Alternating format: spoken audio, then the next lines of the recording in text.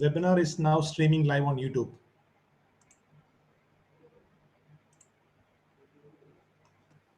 Okay, I can see that. I can. Yeah. So I can answer Brandon.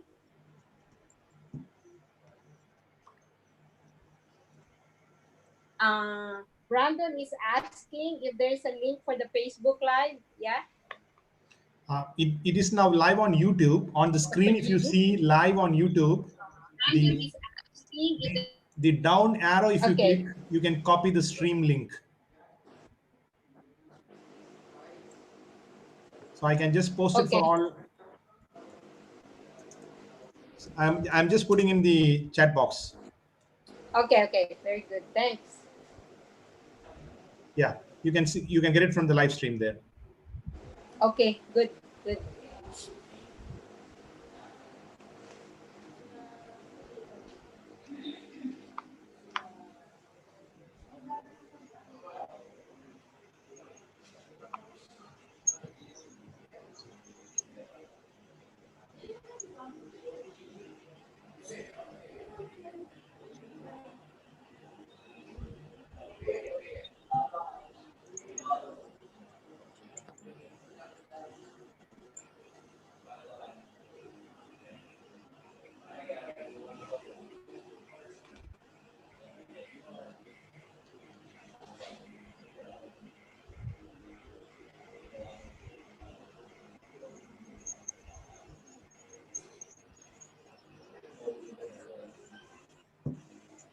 Dr. Gibu, Dr. Billy Almarines is asking if he can just close, he just close the video so that he will be able to continue on. Would that be all right? Okay, I because think, yeah. his connection is very slow at the moment. I think yes, it is Okay. possible. What we do is that at the start of the program, we can switch it for quite some time, maybe 5 minutes or so, just for taking some screenshots of the screen for pictures. Then we can close it off.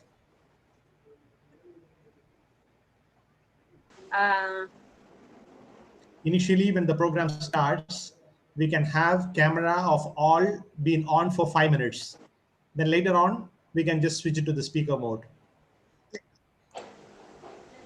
Yeah. Good afternoon, everyone.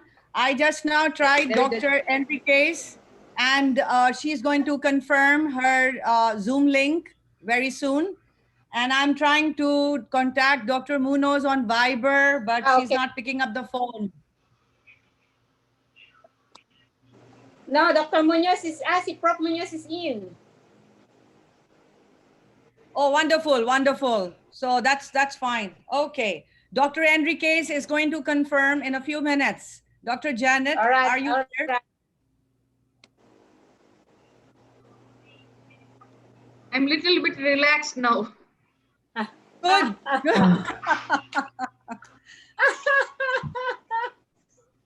Okay. Dr. Zeba, you shared it with your all your group, the YouTube and the live streaming link. The one that you have sent on the WhatsApp group. Yeah, just now I have shared one. Very recently, in few minutes. I'm going to share it. On the WhatsApp group. Just now I have shared one. Okay. I'm going to share it.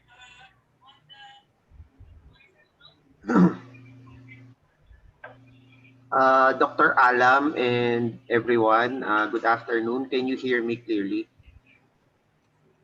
Yes, Dr. Billy. We can hear you. Welcome, Billy. So, welcome to the panel.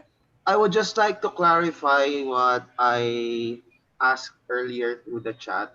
Our internet connection has some issues right now. So, I would like to know if while leading the prayer, if it's okay if I have my webcam off, because I expect that if I turn once I turn my webcam on, it could cause it would be spending some bandwidth, and it could cause further problems with our internet connection. Right now, actually,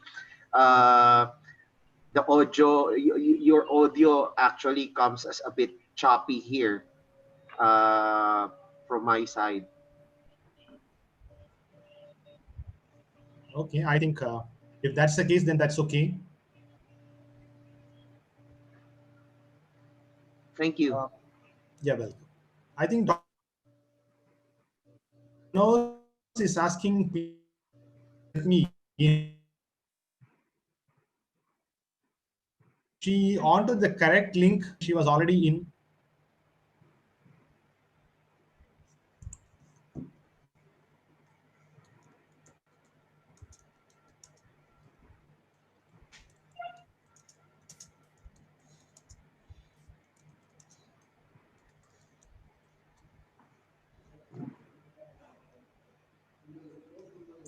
Yeah, I think Dr. Enriquez has joined now.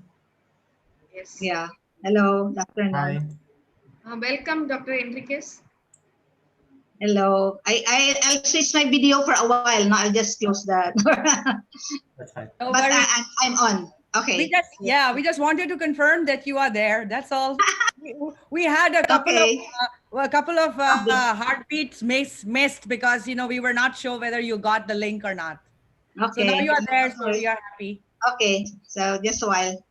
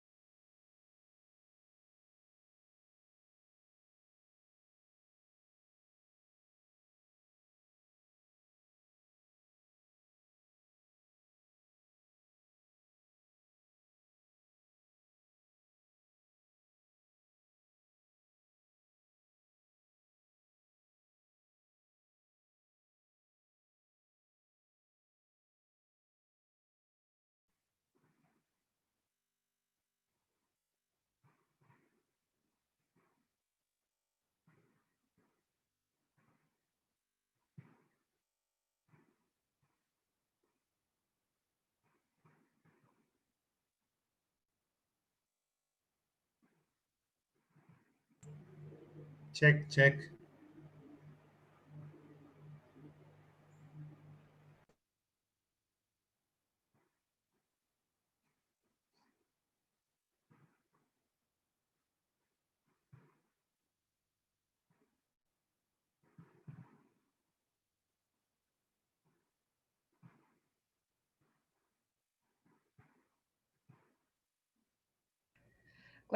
One question.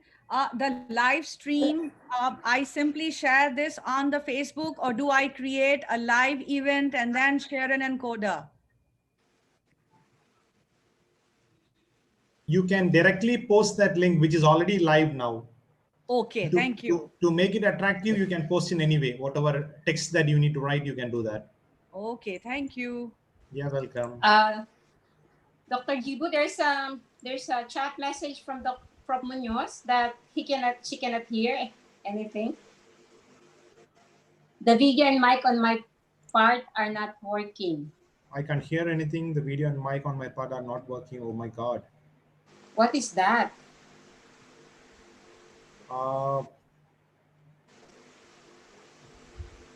Is that from low internet connection? yeah, maybe that. But she was okay.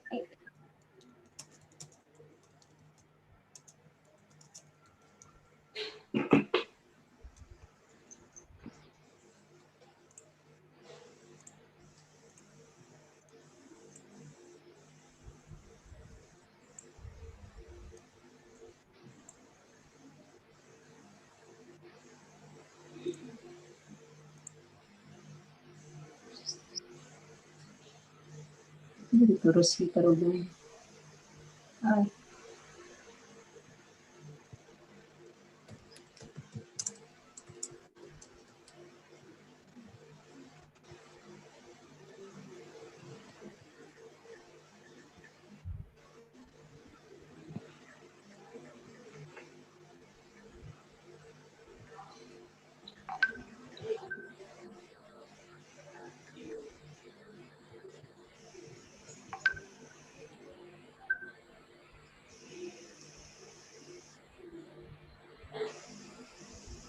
Ano ba yan?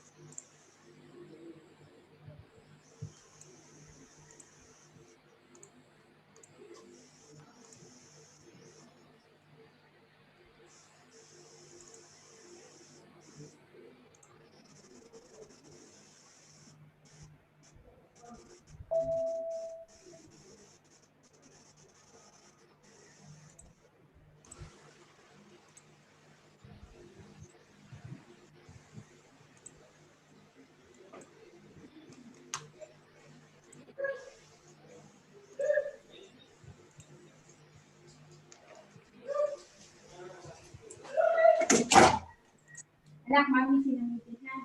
Okay? Alright. Today. And then Ate Dayan will order, Ate Diba will order later ha for dinner yung donut. Oh, at saka yung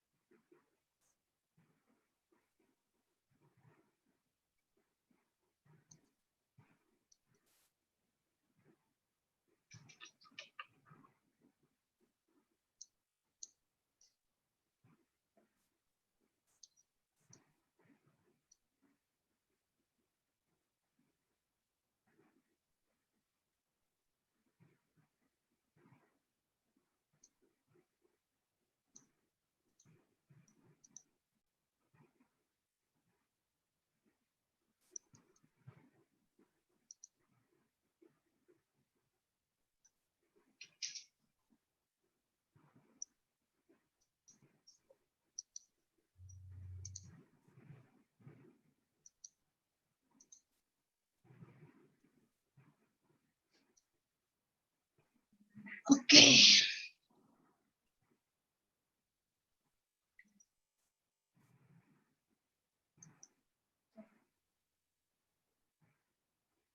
Can we start? Sir, unmute your audio, Jibu sir.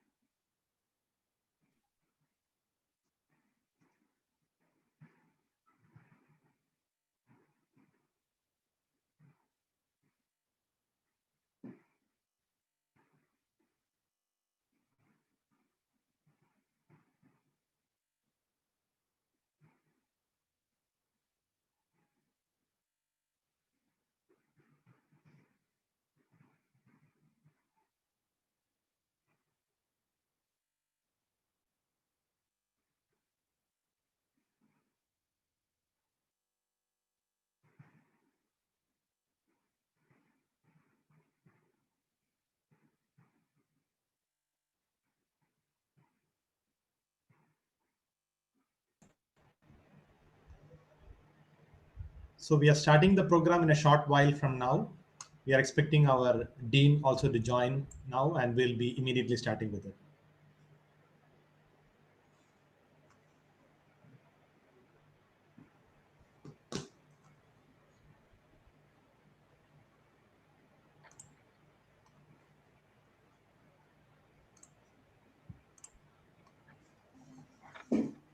Best of luck to everyone. Good luck to each one of you. God bless. God bless. Yes. Finally, to deliver.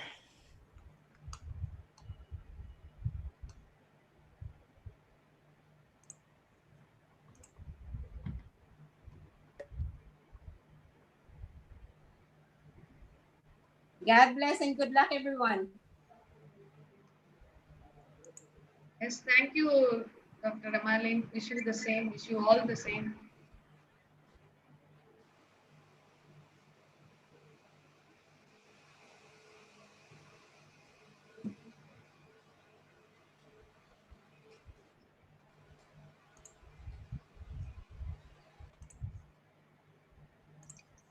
Okay, good luck to everyone. Thank you. Thank you, everyone. Good luck to everyone. So Dr. Seva, that can you just make a last check of all panelists available, primarily the speakers? I don't see Dr. Muthukumar. Is he there?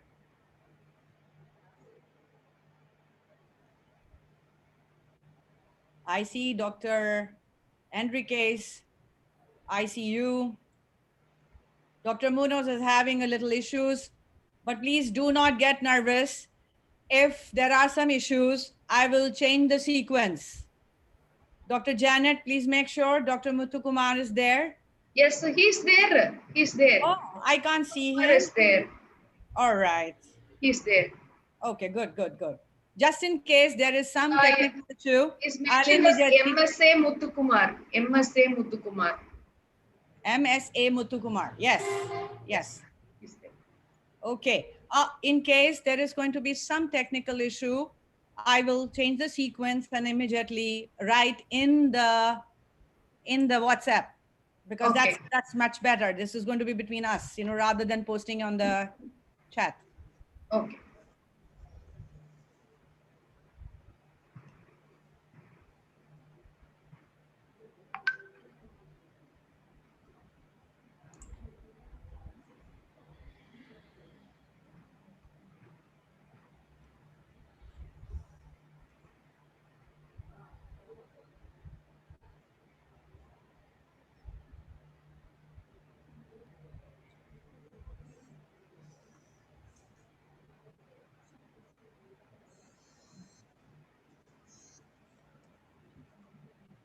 Can you just check the technical issue of Dr. Munoz? Munoz is not able to activate the video and audio is what he says. If someone can help her out, that'll be great. I think that maybe she is, Dr. Amelin, I think she is clicking on the old Zoom link. Maybe. I think we need to tell her that she needs to click on the new Zoom link. If you can just, because she's not picking up my phone. So maybe Dr. Amelin, she will pick up your phone. Okay. Let me. Just inform her to use the panelist link, she being the speaker, or else she will not be able to activate her video or audio. She'll be only a listener on the participant side. That probably, I guess that is the thing which is happening to her. Yeah. Let me call.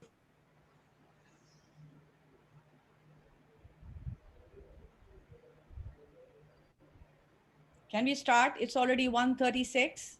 Yeah. Let me take a moment. Sorry for the delay. Our dean is actually trying to connect him.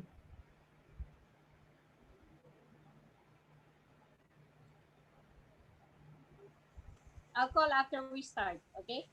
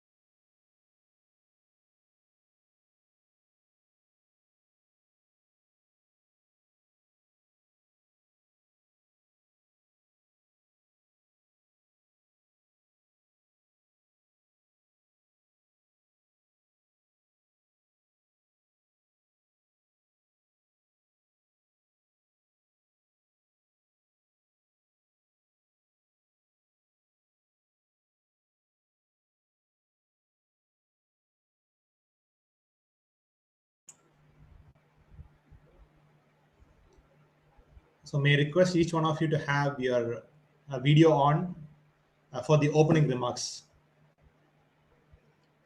Over to you, Dr. Seba.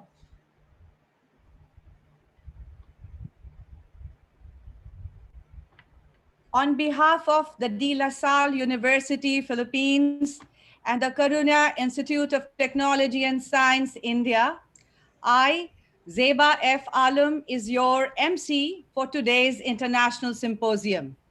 I extend my warm greetings to all of you, the participants from around the world, and our esteemed speakers from 2 countries, and all the official representatives from the 2 institutions. To begin the opening of the symposium with the blessings, I would like to invite Dr. Billy Joel Almiranez, Associate Professor, Biology Department, De La Salle University, to recite the Lasallian prayer. Over to Dr. Billy.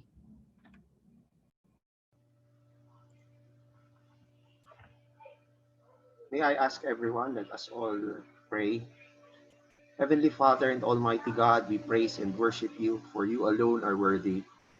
We thank you for the gift of life and the blessings you have continued to bestow upon us up to this day and in the midst of the ongoing COVID-19 pandemic. We thank you for gathering us through technology to be with colleagues, mentors, students, and friends, old and new, despite the physical distance between us. We thank you for the learnings and the understanding that you will grant us through the different talks and lectures in this event, and for the opportunity to build networks and new bridges through our interaction with each other.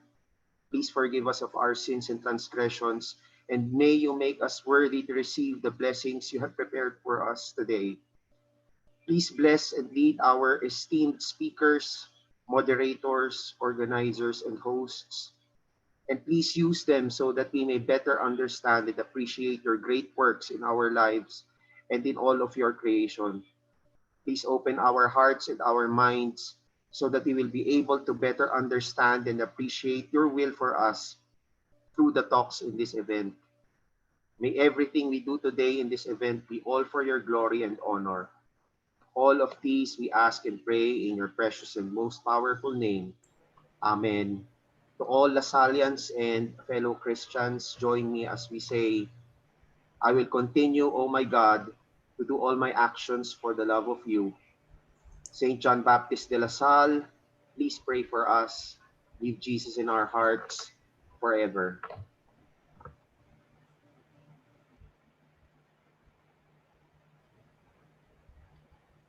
Thank you so much, Dr. Billy. Next, we have the invocation song from Karunya Institute of Technology and Science, India.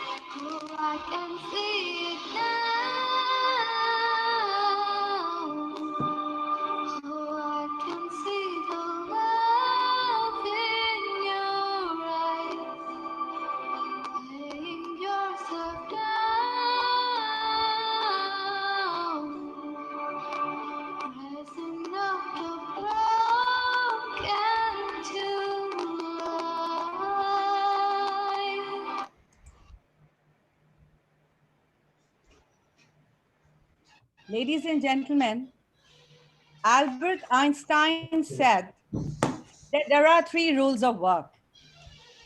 Rule number one, out of the clutter, find simplicity. Rule number two, from discord, find harmony. And rule number three, in the middle of difficulty lies opportunity. So, taking inspiration from the third rule proposed by Sir Albert Einstein, in the midst of a global pandemic, we have all gathered on this virtual platform to find opportunities and share knowledge and wisdom to help each other in the field of science and technology. Both De La Salle University, Philippines, and Karunya Institute of Technology and Science, India, are organizations that are committed to nurturing a community of distinguished and morally upright scholars that harmonizes faith and life to generate and propagate new knowledge for human development and social transformation. As they say, it takes both sides to build a bridge.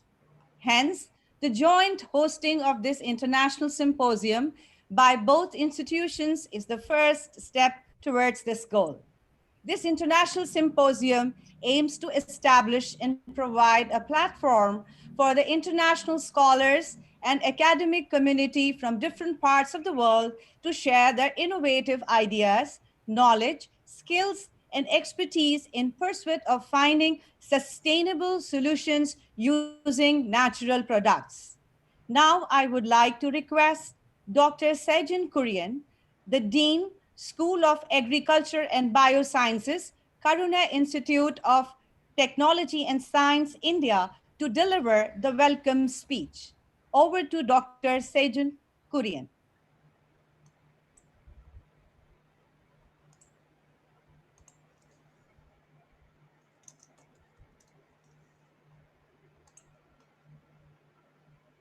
Say, can you unmute and speak, sir? Sorry. So, very good morning to all of you. I stand here on behalf of both Karunya Institute and De La Salle University of Philippines to welcome you all to this international webinar on sustainable solutions with innovations and research on natural products. My role here is to welcome all on board. So we have near to 1,200 registered, we say, participants for the webinar, drawn from 18 countries and more than 200 institutions. It's both a privilege and a pleasure to be amidst you, amidst a big gathering of scientists, which I nurture and hold high on priority. Now, as we said, as it was already said, to build bridges is easy, but I would say to foster and nurture that growth into bondages that are long cherished and which set the role and model for higher growth is what we should basically aim for. And I believe this will be the first step in that direction in bridging and growing further between Karunya Institute and De La Salle University, Philippines. Now, my role here is to welcome all. First of all, I will go to all the registered participants drawn from the length and breadth of the different parts of the globe. It's indeed a big opportunity, as I see it, for all to hear, because there are very good, I would say, always food for thought. That would be the first step that comes for all scientists. This is food for thought. It is again a blend of knowledge and wisdom that will be pouring out in the sessions that come to follow. I welcome all on board in the name of our Karunya fraternity, the Vice Chancellor, the Chancellor, the Vice Chancellor, the Pro Vice Chancellors, also of on behalf of the De Sala University, Philippines, to this very important webinar. Now, I also take this opportunity to welcome the esteemed speakers of the day who have been lined session wise with a, because I'm not introducing them or calling them, because there is a special note marked in the sheet itself wherein they will be welcomed and introduced separately. However, it's my honor and privilege and pleasure to welcome all the speakers, the dignitaries on both the sides, the esteemed guests, as well as the most importantly, the participants. I will stop for the moment because it is not more for me to speak much. It is for the followers that who have to give the talk in detail. But before I stop, if I have left anyone, it is not intentional. I welcome all the participants, all who have gathered here, and all who are waiting to hear the seminars that come forth. With your permission, I'll be breaking off because I was in the process of reviewing of the research projects, and with all your permission, I will have to go back to the same thing which is going on. I welcome all on board. I wish the deliberations very solid success, and I will positively join back once my review process is over. Thank you for giving me this opportunity. Thank you all.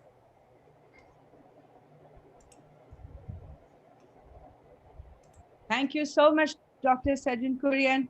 We really appreciate the time that you took out to be present here and welcome everyone on behalf of all of us. Thank you all. Before we start the symposium, there are a few things which I would like to announce. Each speaker will be given 20 minutes for their presentation. The presentation will be followed by a question and answer session of 10 minutes. So if you have any questions that you want to ask from the speakers, please post your questions in the chat box. Since we have only 10 minutes for Q&A session, the questions that cannot be answered due to time constraint will be forwarded to the respective speakers who will find ways to send answers to your queries. We have a team of some of our members who are going to moderate your questions, and they will make sure that your questions reach the speakers and you get your answers. And also, please do not forget to fill up the feedback form, which is going to appear at the end of the symposium for the issuing of the e-certificate of participation in this symposium. So now, without much ado, may I get the permission to open the scientific session. I'm honored to introduce our first speaker, Dr. Jibu Thomas. Dr. Jibu Thomas has over 18 years of experience in research and academics in the field of plant metabolites, genomics, DNA barcoding, phytotherapeutics, food adulterants, plant polyphenols, with focus on camellia tea, mulberry, ocimum, basil, and microalgae.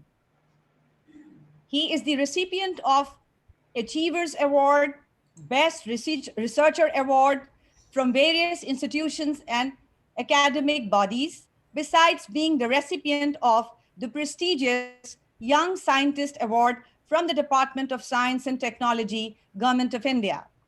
He has done his PhD in plant physiology with specialization in biochemistry, physiology, and biotechnology.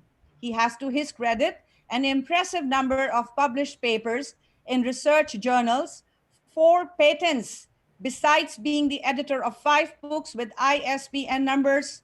Dr. Jibu has a number of research projects running under his supervision and is also serving as reviewer for various international journals in the field of plant science and biotechnology. He has been prolific in participating and organizing international and national conferences, workshops, with this international symposium being another feather in his cap. Dr. Jibu Thomas is currently the Associate Professor at the Department of Biotechnology, School of Agriculture and Biosciences, Karunya Institute of Technology and Science, India. Over to Dr. Jibu Thomas. Thank you, Dr. Seba, for your nice words of introduction. Can you enable my screen, you being the host now?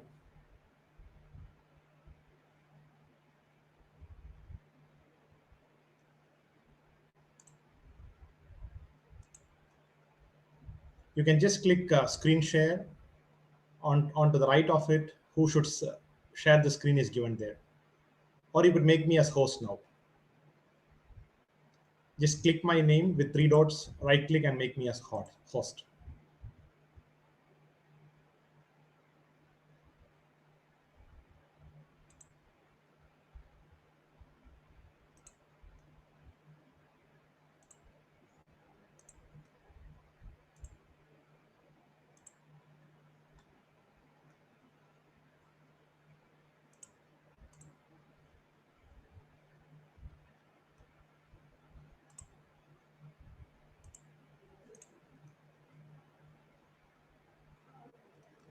Seba, can you unmute and speak? Okay, I've made you the person who can share, Yeah, all thank you. panelists.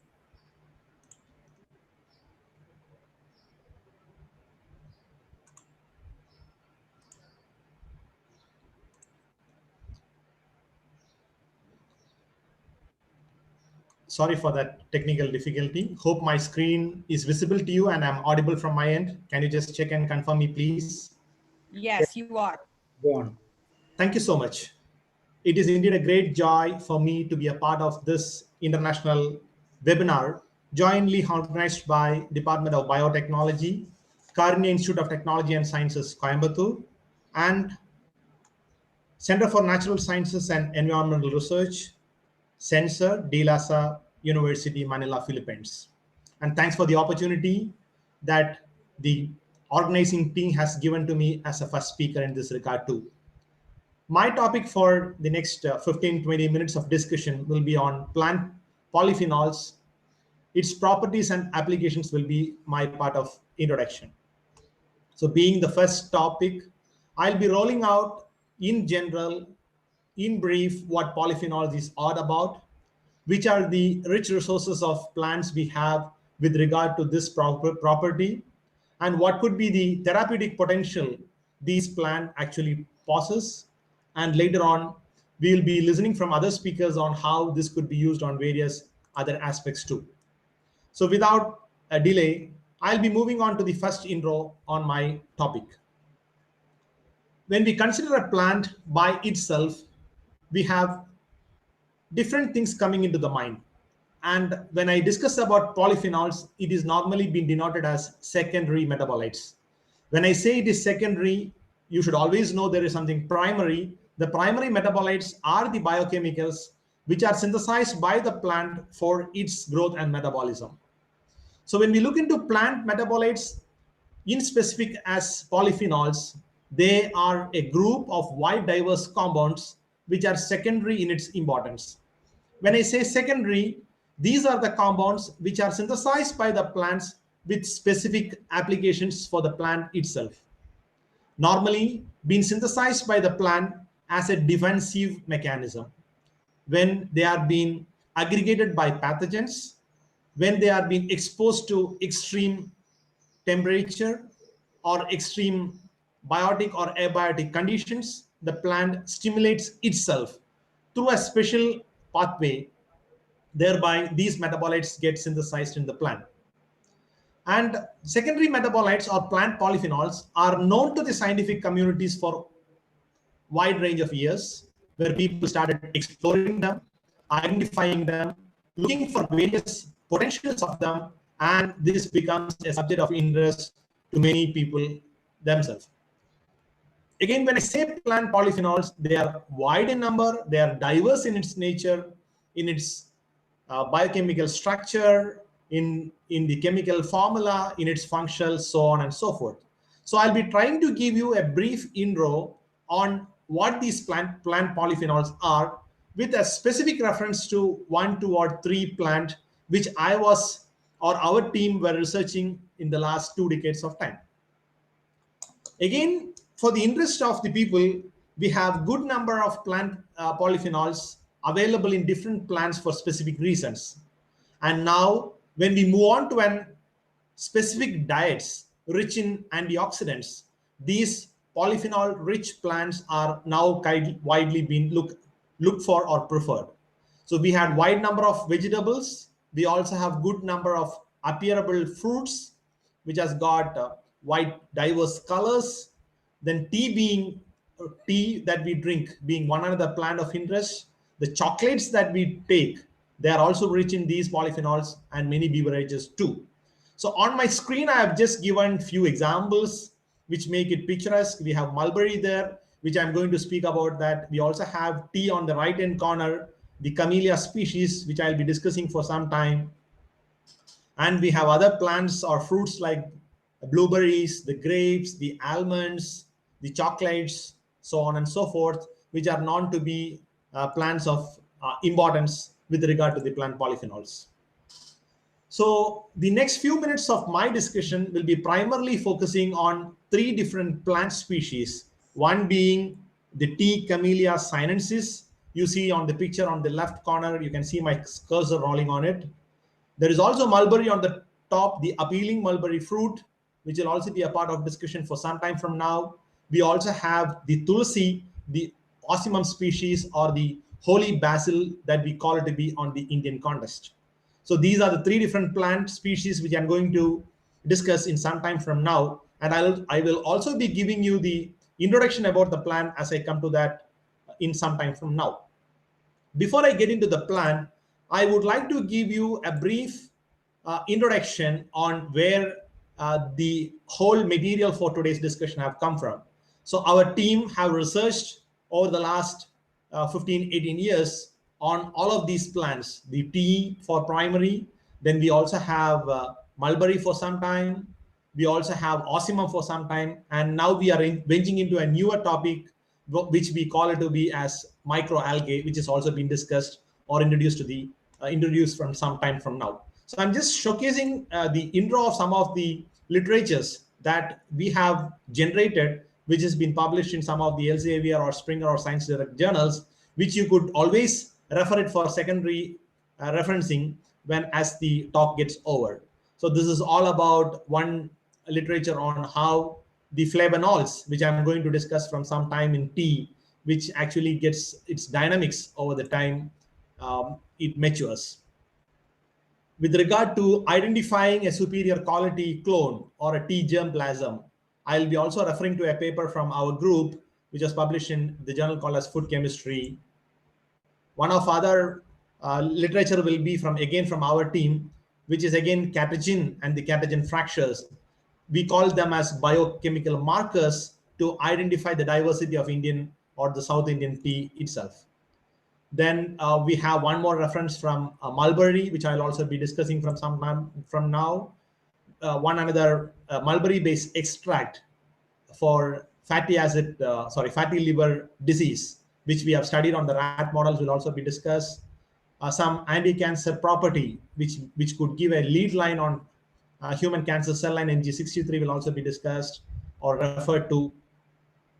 And one of the other paper which I'll be referring to will be on a dynamic modeling of Ocimum suspension culture polyphenols or a flavonoid, which again our team have discussed. So these are some of the reference materials which our team have published, which I'll be referring to you. So at any point of time, you can have these available on the online platform, which you could always use it as for your secondary reference too. So moving on to the topic for today, primarily I would like to speak about the classification of these polyphenols. When I say it is polyphenols, poly means many, and the phenols is the chemical compound phenol itself. So on the big banner of this phytochemical polyphenol, we'll have the subclassification as phenolic acids, flavonoids being very major, stilbenes and the lignans. So these are the compounds, a group of compounds which ultimately come under the classification of this polyphenols. So I'll be discussing mostly about this. So depending upon the chemical structure, these compounds get these names and get assigned onto that.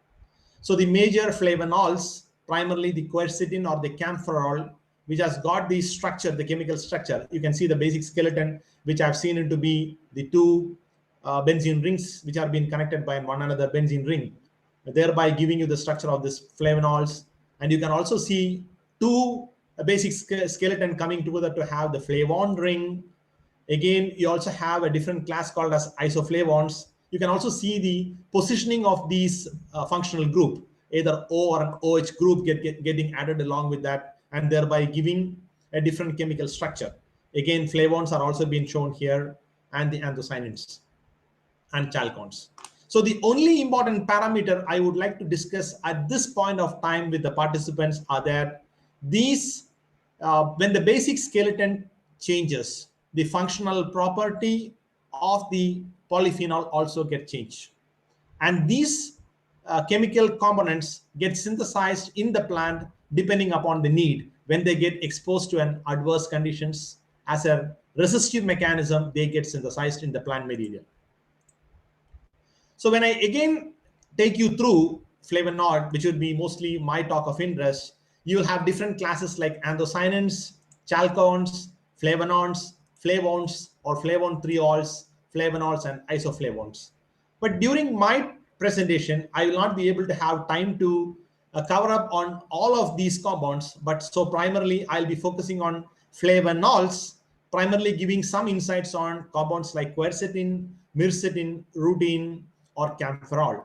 I'll also be taking you some insights, giving you some insights on flavon-triols, which comes under the primary classification of catechins, epicatechin galates, or digalated form of these catechins, which are primarily seen in the plant called tea, which is Camellia sinensis. So when I say flavonol, which is a primary secondary metabolite, which is widely been seen in the plant called as Camellia sinensis, and the plant itself is now being known for it. Similar is the plant called as Ocimum or mulberry too.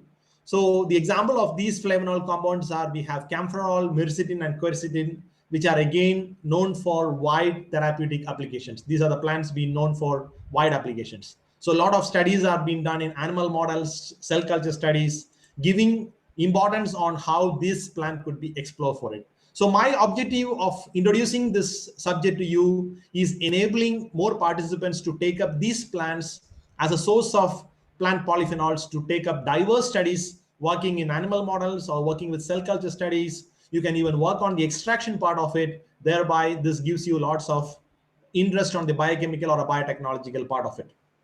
So we have apple being known for it, broccoli being known for it, green tea being known for it, or mulberry being known for it, where the compounds like quercetin, camphorol are getting synthesized as flavonoid compounds. And as there are response in relation to agroclimatic zones, plants being growing at different elevations, plants being cultured under different cultural operations. Again, with regard to the clones or with regard to the varieties, these compounds get diversity in its synthesis too. The one another flavon-triol, which is again another important secondary metabolites, which is primarily been seen in tea. The examples like catechin, epicatechin, or catechin 3 galate, or epigallocatechin or epigallagin catates. We have different fractions of it. We call it as catechin derivatives or catechin fractions, which are again widely been seen in many other plants, but primarily been seen in plant. And you can just see the concentrations, which normally is very high in white tea or green tea or in other black tea for that matter. So these tea do synthesis more amount of these catechins simply because the manufacturing process of this tea differs. Some go by fermentation, some do a steaming, and some do a simple arresting of green tea catechin synthesis. Thereby, the concentration of this again differs and matters in different plant materials too. So based upon the higher synthesis of these flavonols in the black tea or a green tea, they now do gain a lot of importance from the consumer point of view. Some would prefer to go for black tea, some would like to take green tea, some would prefer oolong tea or a white tea, depending upon how much amount of these green tea are synthesized in these plants. And thereby, they are now being taken as food dietary supplements, and they have a lot of antioxidant potential, anti-cancerous potential, and things like that. So it is interesting to know the biosynthesis, which is normally being taken up by the Shikimate NADP pathway that we call it to be. So starting from the amino acid phenylalanine, which do undergo a lot of subsynthesis, we can have derivatives coming up named chalcone or flavonone or flavone, later leading to anthocyanins and our catagen molecules. So interestingly, the pathway requires a lot of attention, because on a biotechnological perspective, if we would like to engineer a plant to have a diversified synthesis of these catagens, then these genes, the intermediate genes that are coming in between, like dihydroxyflavonols or dihydroxy reductase or anthocyanin reductase or chalcone synthase, these genes plays a vital role. So by some means, upregulating this gene always will result in synthesis of many catagen fractions into this. So again, if you do a metabolite profiling to get a chemical fingerprint of what gets synthesized in tea over this biosynthesis pathway of NADP or Shikimate NADPH pathway, you'll be able to see a lot of this fraction called as coumaric acid, cinnamic acid, phenylalanine, naringenin, camphorol or dihydroxycamphorol, quercetin coming into the picture, or compounds like epicatagen, gallocatagen, catagen galates, epigallocatagen galates, and all fractions of catagen that get synthesized in the tea. And again, I say there are clonal variation, there are varietal variation that will lead to higher synthesis of catagen in a particular variety. We may call it to be an Assamese variety or an Chinese variety or a Cambodian variety, whichever we call it to be or consider it to be. So which might be sometime a genetical potential of a plant, which could always be genetically engineered, and we can always have a modified plant being available. So there can also be a use of elicitors or triggering materials applied onto the plant. Thereby, this goes as a nutrient to the plant, and plant will be able to take this up and get along with a higher synthesis of these catagen molecules, which is also be potential in the current context. So that was one part of synthesis. Now, how do we get this? Because we get a lot of catagen molecules available in the market.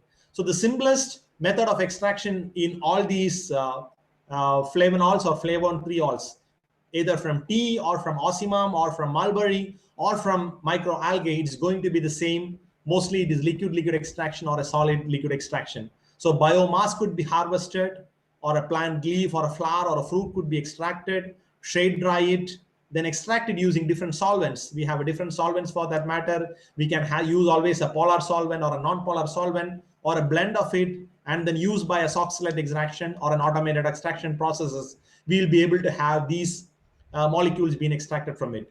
So when you always look about a black tea, there are also fermented catagen molecules like thiarubigens and thiaflavins. Those are the color-giving flavonol compounds, which are also now being reported to have a lot of therapeutic potential. I'll be discussing with you in the next slide to come in. So by identifying a suitable plant or a plant part, may it be tea, leaf, two-leaf, and what we call it to be, or in some cases flowers for that matter, or a leaf for that matter, or the marketed produced black tea for that matter, we will be able to have different concentration of this tea flavonols, flavonotriols being extracted from the and that will be used as a different product for that matter.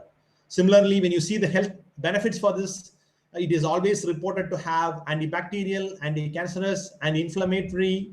It could also be used in diabetes treatment, in treatment of diarrhea, in atherosclerosis, and as a nutritional supplement, which gives a lot of antioxidative responses. So literatures are plenty been available. You'll be able to have a look onto that. Thereby, you can have this being used as a dietary supplement in all of these cases. Again, when you go with mulberry, a similar solid liquid extraction or a liquid extraction could be used primarily depending on the solvents like ethanol or methanol for this reason. and we will be able to have these from different species which are reported. So the extract will be a rich source of flavin glycosides or a quercetin glycosides for that. And we can also have camphorol from this particular plant. Again, if you see the importance or a therapeutical significance for this particular plant, you'll be able to see that they could be used in stress relief. We could call it as anti-stress, even in anti-HIV treatment, or even in atherosclerosis treatment, anti-diabetic treatment, anti-cancerous treatment, in neurological disorders, even in most of antibacterial assays. So we have, again, wide diversity of these applications. So again, the plant Ocimum, which we call it to be as holly basil, or an Indian tulsi that we call it to be, the plant also do have a lot of these volatile fragments given by the polyphenols in its synthesis. We'll be able to have quercetin being extracted from them, rutin being extracted from them, or gallic acid, or chlorogenic acid, or caffeic acid. So depending upon the literature, what compound that you are looking into, you can have either of any of these three plants looked for, and the extraction can be always leading to a concentrated form of any of these polyphenolic compounds. Again, the polyphenolic constituents from tulsi is known for antidepressant activities or anti-hypertensive activity, which can also is reported to have cardioprotective activity, anti-diabetic, and antimicrobial. And whole of these polyphenols in the recent context also have given a lot of significance in the antiviral activity, which is the prevailing pandemic way. These molecules are getting explored. So one another area, which in few minutes of time I'm just introducing to you, is about the algae polyphenols. When I say algae is again a microscopic or a macroscopic organism which are photosynthetic in nature, which are widely being used in South Asia Pacific countries for different reasons. They are also a part of dietary supplements in many parts of the globe. And now scientists are recovering many new polyphenolic constituents from this. And my lab normally do focus on polyphenols from microscopic freshwater algae. So the algae do have gallic acid equivalents, or there are fluoroglucinol, or there are different other catechin derivatives or polyphenol derivatives which are less being explored. So we'll be able to have different studies being studied on this area. Thereby, this will always gain attention in the research and developmental frontier. More people are encouraged to take up a research on these areas too. So the health benefits of the algae-based polyphenols are reported to have anti-Alzheimer activity, anti-inflammatory activity, anti-proliferative activity, where leading to metastasis, anti-obesity activity, and anti-diabetic activity too. So this is one another area that is catching up. So when we work on these polyphenols, we also need to have good information on what methodologies or instrumentation could be the part of it, like high performance liquid chromatography or a gas chromatography. We can even have NMR spectroscopy or an X-ray crystallography being part of it, which for want of time I will not be able to discuss in detail, but these literatures are available elsewhere and you will be able to go with it. So when I conclude, I would like to say that plant polyphenols are important secondary metabolites, which has shown wide diversity in its array as well as in chemical properties. So depending on what chemical property the scientist is looking for, you will be able to suitably identify a plant, go with extraction, and isolate a chemical compound using the available instrumentation and size down to have one molecule or one moiety, which will always find out to come up as a new drug molecule for treatment of any diseases that are prevalent in the current day context. So I encourage the researchers across the globe to utilize this facility, utilize the scope of these plant polyphenols, and you will be able to take it up. So Salamat, and I'll be happy to take up some few questions from now for discussions. So later on, I encourage you all to look for our website, algaebiomasslab.com, which is shown on the screen. And I express my willingness for collaboration, networking, joint researchers, exchange programs. And as time permits, I also encourage each one of you to connect with us, and we will be jointly able to do greater things in the days to come in. Thank you. Thank you once again, Salamat, and looking for some questions. Thank you, Dr. Jebu Thomas, for a wonderful, wonderful presentation. And I really liked your ending. We are looking for collaboration. Our aim for holding this seminar and this symposium is to promote, linking students with professors, professors to professors, and professionals from different fields, so that we can continue to find common areas of interest, and also work towards finding some good solutions, sustainable solutions to some of the problems. So I already have some questions for you. But before that, let me acknowledge the presence of hundreds of participants, though here in this you can only see 284. But let me inform everyone that we have the live streaming going on YouTube, and I'm constantly getting messages from different quarters that they are watching us on YouTube. So thank you so much for overwhelming participation. In the chat, I saw some people from Gujarat, India, from Nepal. Thank you so much for logging in. We have people from Trivandrum. We have a lot of people from different areas in Philippines, though, as we all know that there are some issues, connectivity issues in Philippines today because of some repair works which are going on by the major internet providers of the country. But those who are logging into this webinar from other countries, let me tell you, India is a big, big country. And if we are having participants from North India, it's really, we are truly humbled by your presence here. So thank you so much. So now I have question for Dr. Jebu.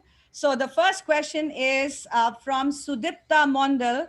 She is from Motihari, Bihar. And her question is, very interesting question. Is tea good for our health?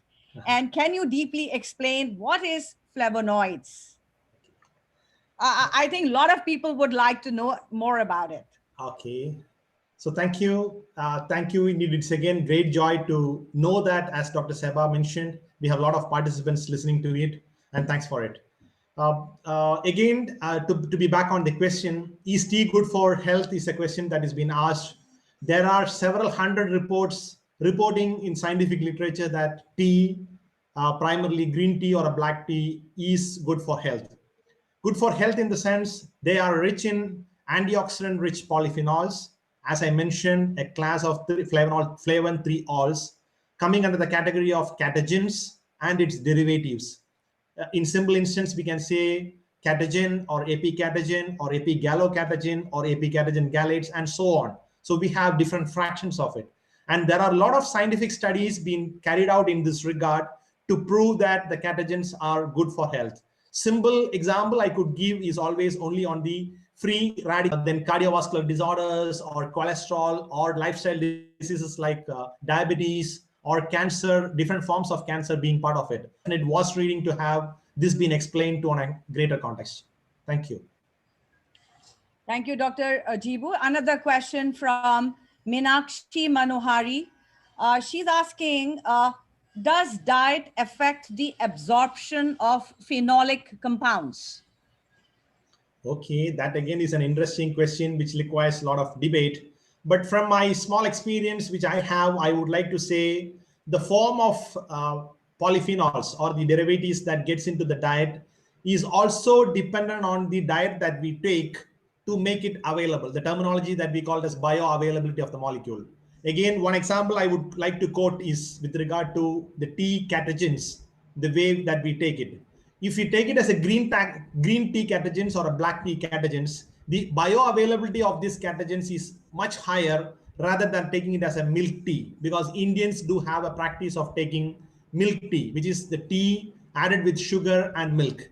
So what happens is that this catechin always look for a free radical to get it bound. So the proteins of the milk will always get attracted to the tea, and they always form a tea milk protein complex. And hence they will not be available for a free radical scavenging activity to be done inside the body system or inside the gastrointestinal tract. which means the bioavailability of this catagen always get decreased when they get along with the milk. So I mean, milk is a part of a diet. So when we take a diet, we should be appropriately cautious. If it is on a health point of view that we take, we need to have a diet being properly been balanced, or we also need to have some idea on what interaction or a chemical interaction that these chemical moieties does in the diet too. So we may definitely, it is always good to take advice from dietitians when we always take these molecules as a part of diet. Hope I answered you in a simple way. Thank you. Do we have time for one more question? Can we have a quick, well, okay, one Sure. more question. This is a question from Dr. Rosita Gunn from De La Salle University. Do you have studies showing bioavailability and plasma level since ingesting nutraceuticals will undergo first pass effect? Yeah. Yes, that is again rightly been said. First pass effect is something normally decides the availability of a molecule into the system. So the only solution that we could go with is an alternative route of administration of these. So when we have studied the polyphenol in anti-diabetic or an anti-cancerous study, we were also doing an alternate route. Maybe gavaging is the process that we use. So we were trying to reach the molecule directly into the intestinal region rather than applying it orally. So when it goes to an oral route of administration, there will be definitely destruction of these molecules, and immediately the bioavailability will always come down by simple first pass effect of first pass mechanism. So always the researchers who are focusing on this area always should look for what type of activity are we looking into, or what is our target site. Based on the receptors available, we may have to have appropriate modification in the administration being done. And for sure, we have success getting on the translational effect or a clinical effect when we modify the route of administration. Thank you. Thank you so much, Dr. Jebu Thomas, for this excellent presentation. I saw some of the comments in the chat box where people are inquiring about the issuance of e-certificate of participation. I would like to announce once again, yes, we will issue e-certificate of participation for the symposium, but you have to fill up the feedback form, which is going to be available at the end of the symposium. So please fill it up. And once you fill it up, you will get the e-certificate of participation for this symposium. Next, I have the honor of introducing our speaker, Dr. Maria Luisa Enriquez. Dr. Enriquez is one of the very few scientists in the Philippines who has got the expertise and skills to use cytogenetics and molecular genetic methods in disease diagnosis, particularly various cancers like colorectal cancer, breast cancer, lung cancer, and leukemia. Dr. Enriquez's glorious career spans more than 4 decades with her active involvement in academics, research, and administrative roles, all done with integrity, professionalism, dedication, and brilliance. She did her postgraduate studies in cytogenetics and fellowship in molecular cytogenetics from Tokyo Medical and Dental University, Japan. She is currently the chair of the Research Utilization Committee of the Metro Manila Health Research and Development Consortium, as well as holding the position of scientist in residence at De La Salle University, besides teaching and guiding students at UP Diliman and SLMC College of Medicine. She's also supervising the molecular cytogenetics laboratory of St. Luke's Medical Center, besides heading the translational research unit of the Human Cancer Biobank of the St. Luke's Hospital, the first cancer biobank established in the Philippines. She is truly an inspirational figure with an envious energy levels. Her today's topic is current approaches for assessing the cytotoxicity and genotoxicity of natural products. Over to Dr. Enriquez.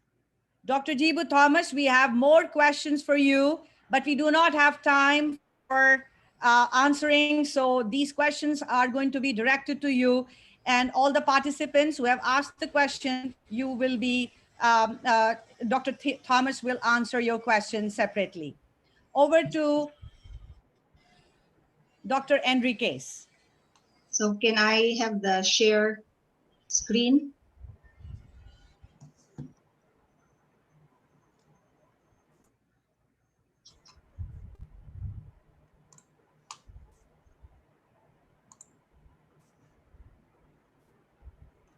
You can Okay. share it, Dr. Enriquez. I have enabled it, all panelists, please. So You can you share see it. my screen? Can you see it now? No. Not yet, ma'am. Not yet.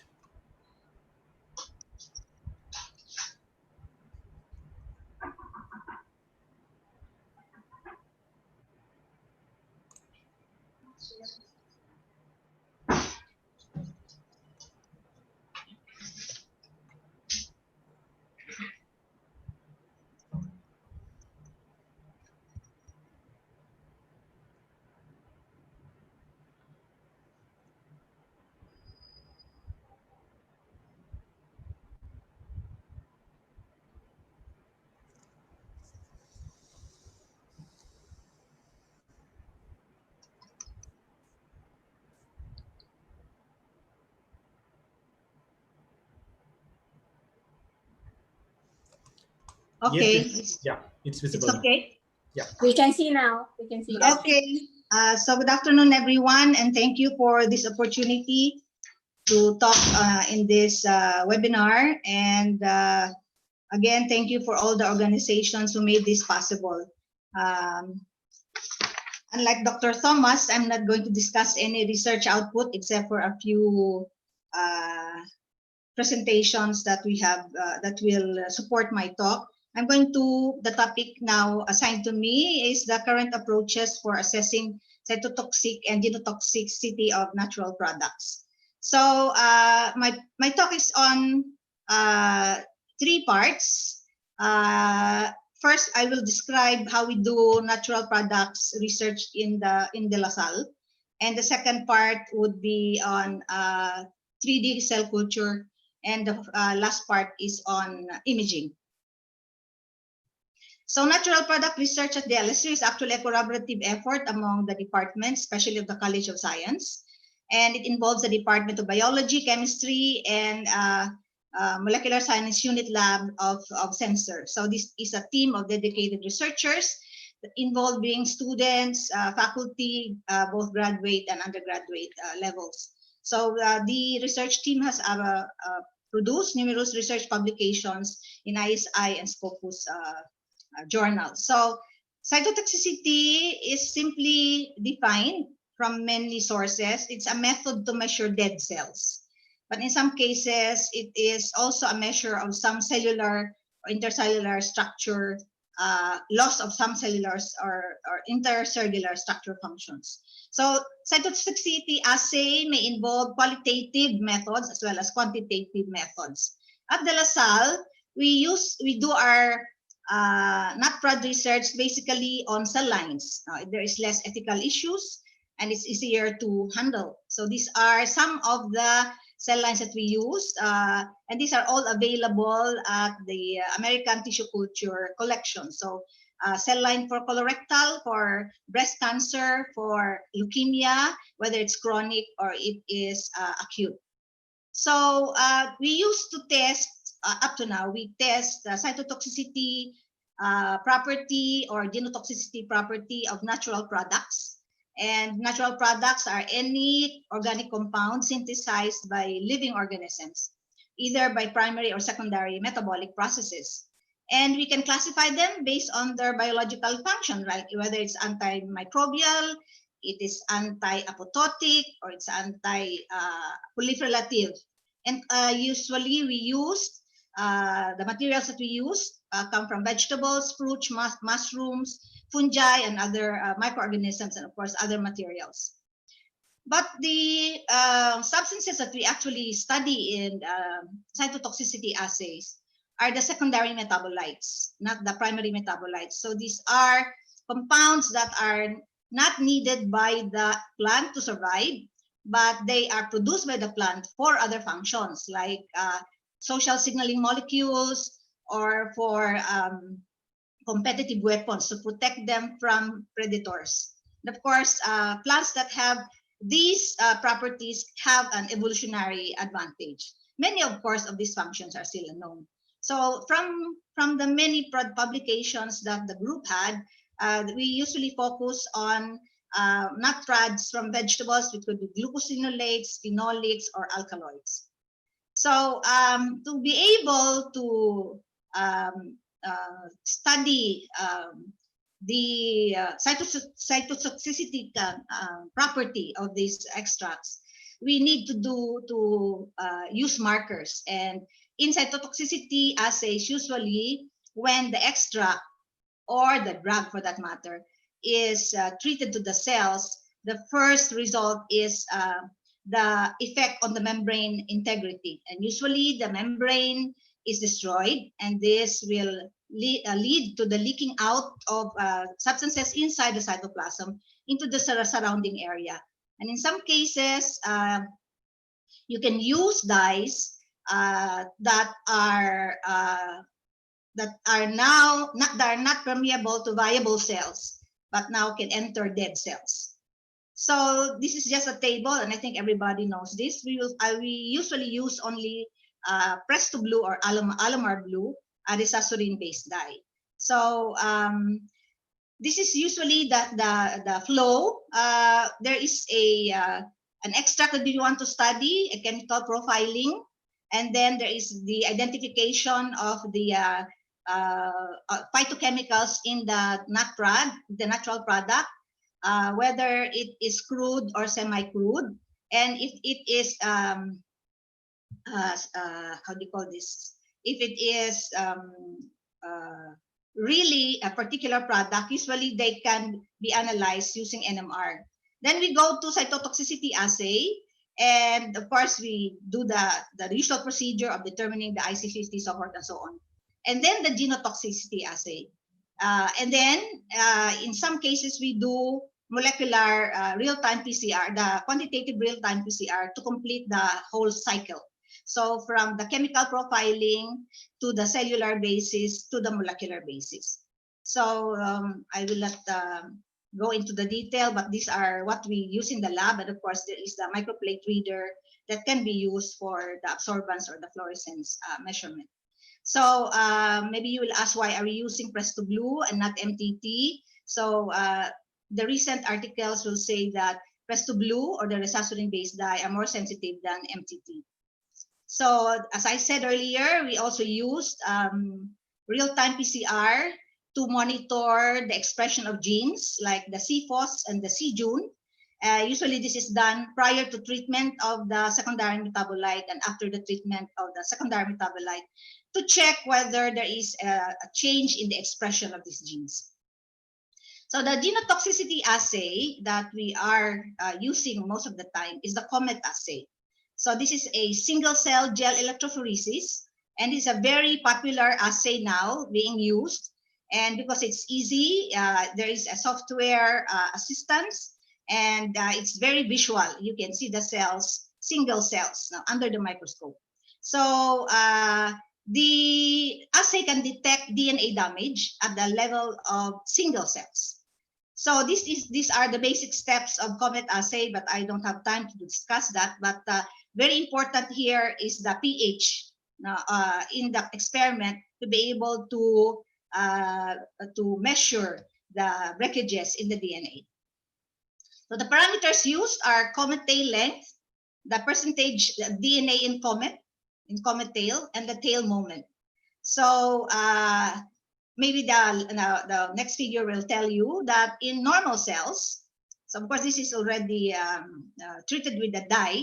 Usually we use cyber green or any fluorescence dye that can that can color the nucleic acids. So you have the normal cells. If the cell is normal, usually the image is rounded because the DNA has not been fragmented. If the DNA is damaged, course, we attribute it to the presence of the natural product extract. This is the tail that are formed. So when the tail is longer, it means the damage is more, or it's more extreme. So this image, you can see a single cells under the microscope.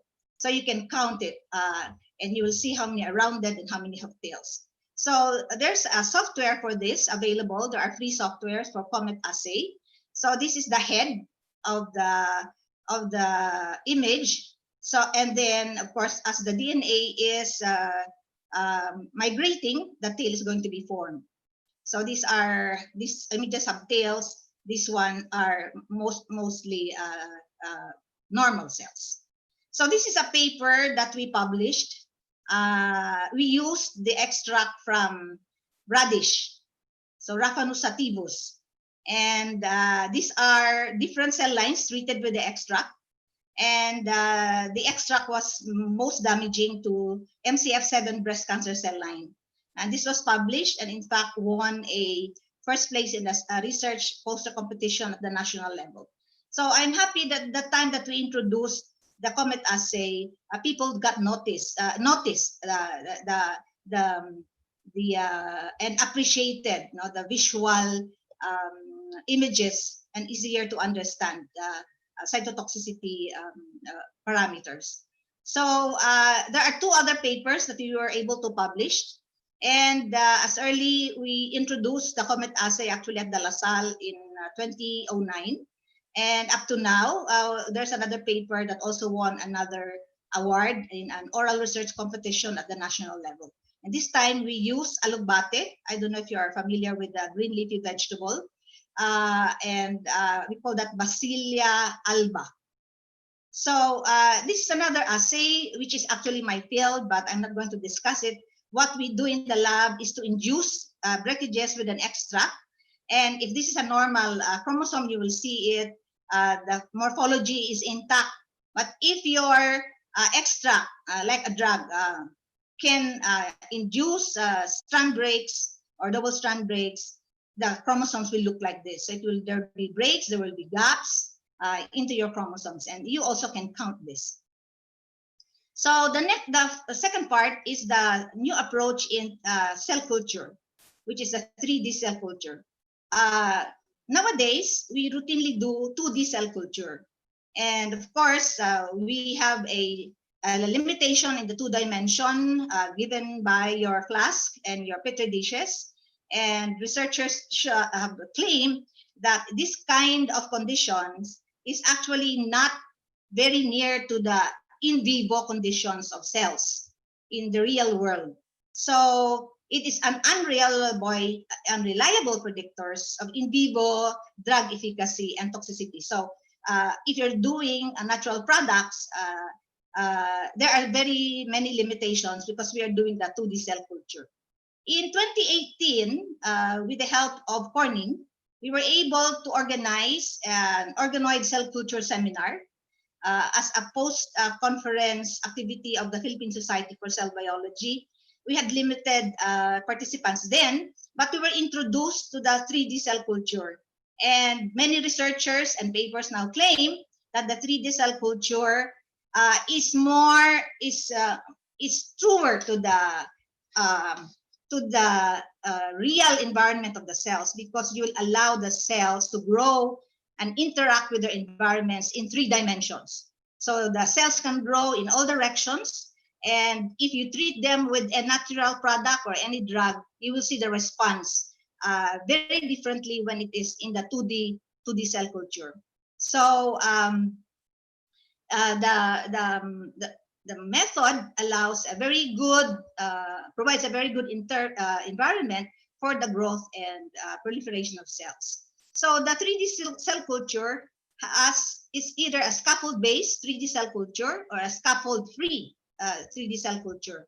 So in the scaffold-based, it's either the materials, this is according to the materials, they are hydrogel-based or polymer-based.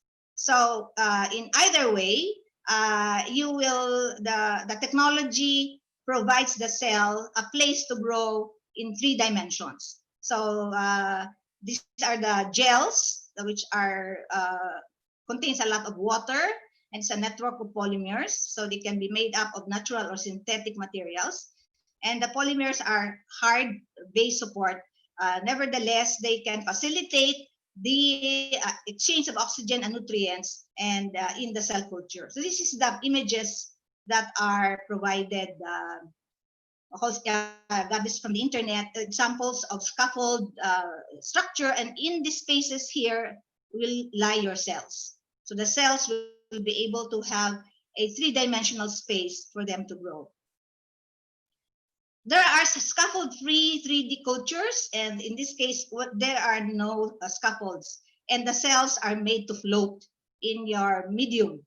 So in this non-scaffold 3D cell culture, there are different types, but I don't have time also to discuss each type. But the most important structure that is formed in your non-scaffold 3D cell culture is the formation of spheroids. So these are clusters or clumps of cells that are formed, but they are non-adherent, so therefore they can move, and they are allowed to grow into the 3 dimensions.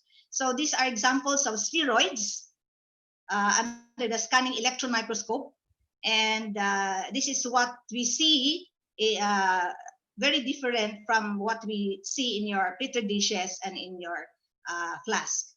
So these spheroids will allow cell-to-cell interaction as well as cell matrix interactions. And these are the 2 parameters that are being considered in 3D cell culture. So the cell-to-cell interaction, your cells are allowed to communicate with each other in response to the microenvironment, especially if they are subjected to stress or to chemical extracts that are being added in the culture. So the cell and matrix interaction, of course, is also responsible for generating signals so that the cells communicate, and could be responsible for the cell to proliferate, or to stop proliferating, or to differentiate, or to migrate, or to initiate apoptosis. So of course, all of this involves many proteins. So this is just a schematic diagram of how cells communicate in the culture. So this is a table that summarizes the key characteristics of 2D culture and 3D culture. And these are the parameters. Of course, I will not be able to describe all of them. But as I mentioned earlier, my main idea is that the 3D culture give the cells a 3-dimensional space to grow. So another new approach, this is the last part of my talk, is the live cell imaging. So this is a very advanced technology to study the living cells using a time-lapse microscopy. So in this live cell imaging, you can focus on single cells or in clusters of cells, and you can observe dynamic processes even up to the molecular level. So it is designed to provide spatiotemporal images and subcellular events. So the advantage of live cell imaging is that you can study cell kinetics. You can trace single cell. If you're looking at a population of cells, and if you want to focus on one cell, you can easily do that by certain manipulations in the microscope and in the software. So you can study the cell in a very dynamic condition or environment. So it is a very interesting and exciting platform to analyze the effects of natural products and, of course, the drugs. So in the live cell imaging, the microscope can be a confocal microscope. So the confocal microscope is able to scan the whole image by using a pinhole one by one, and then it will synthesize the whole image until you get the whole image. So if this is the image, what it will do is to capture the image in small areas and then synthesize the image to give you the entire image of the cell. It can also do optical sectioning, so it can cut through the layers of your sample, And then eventually it will do a composite image. So that is confocal scanning microscope. Unfortunately, LaSalle bought a confocal microscope. We have the microscope already. It's the brand is Leica, and unfortunately, because of COVID, we were not able to set it up. So we'll be waiting for COVID to die down to set the lab up. And this is not the Leica how do you call it, model, but the confocal, when set up, will have its own incubator. It will have its own supply of carbon dioxide, controlled humidity. So this is capable of doing experiments for long observation, maybe a week, 3 days, a week, or several weeks of experiments. For as long as the cells, you mimic the natural environment of the cell. So these are different categories of live cell imaging assays. You can do a live cell endpoint assay, just one shot, and then you are finished with your result. You can do a cell kinetics. You follow through the experiments over a period of time. You can do a cell fast response assay. You treat it, you incubate, and then get the results. So there are challenges, of course, in kinetic live cell imaging. Every assay has its own advantages and disadvantages. Of course, first of all, it's an expensive toy. Second is how to keep the cell alive for a long time, as I said. So you need to have an incubator attached to your microscope. And of course, there is a problem if you're using fluorescence probe.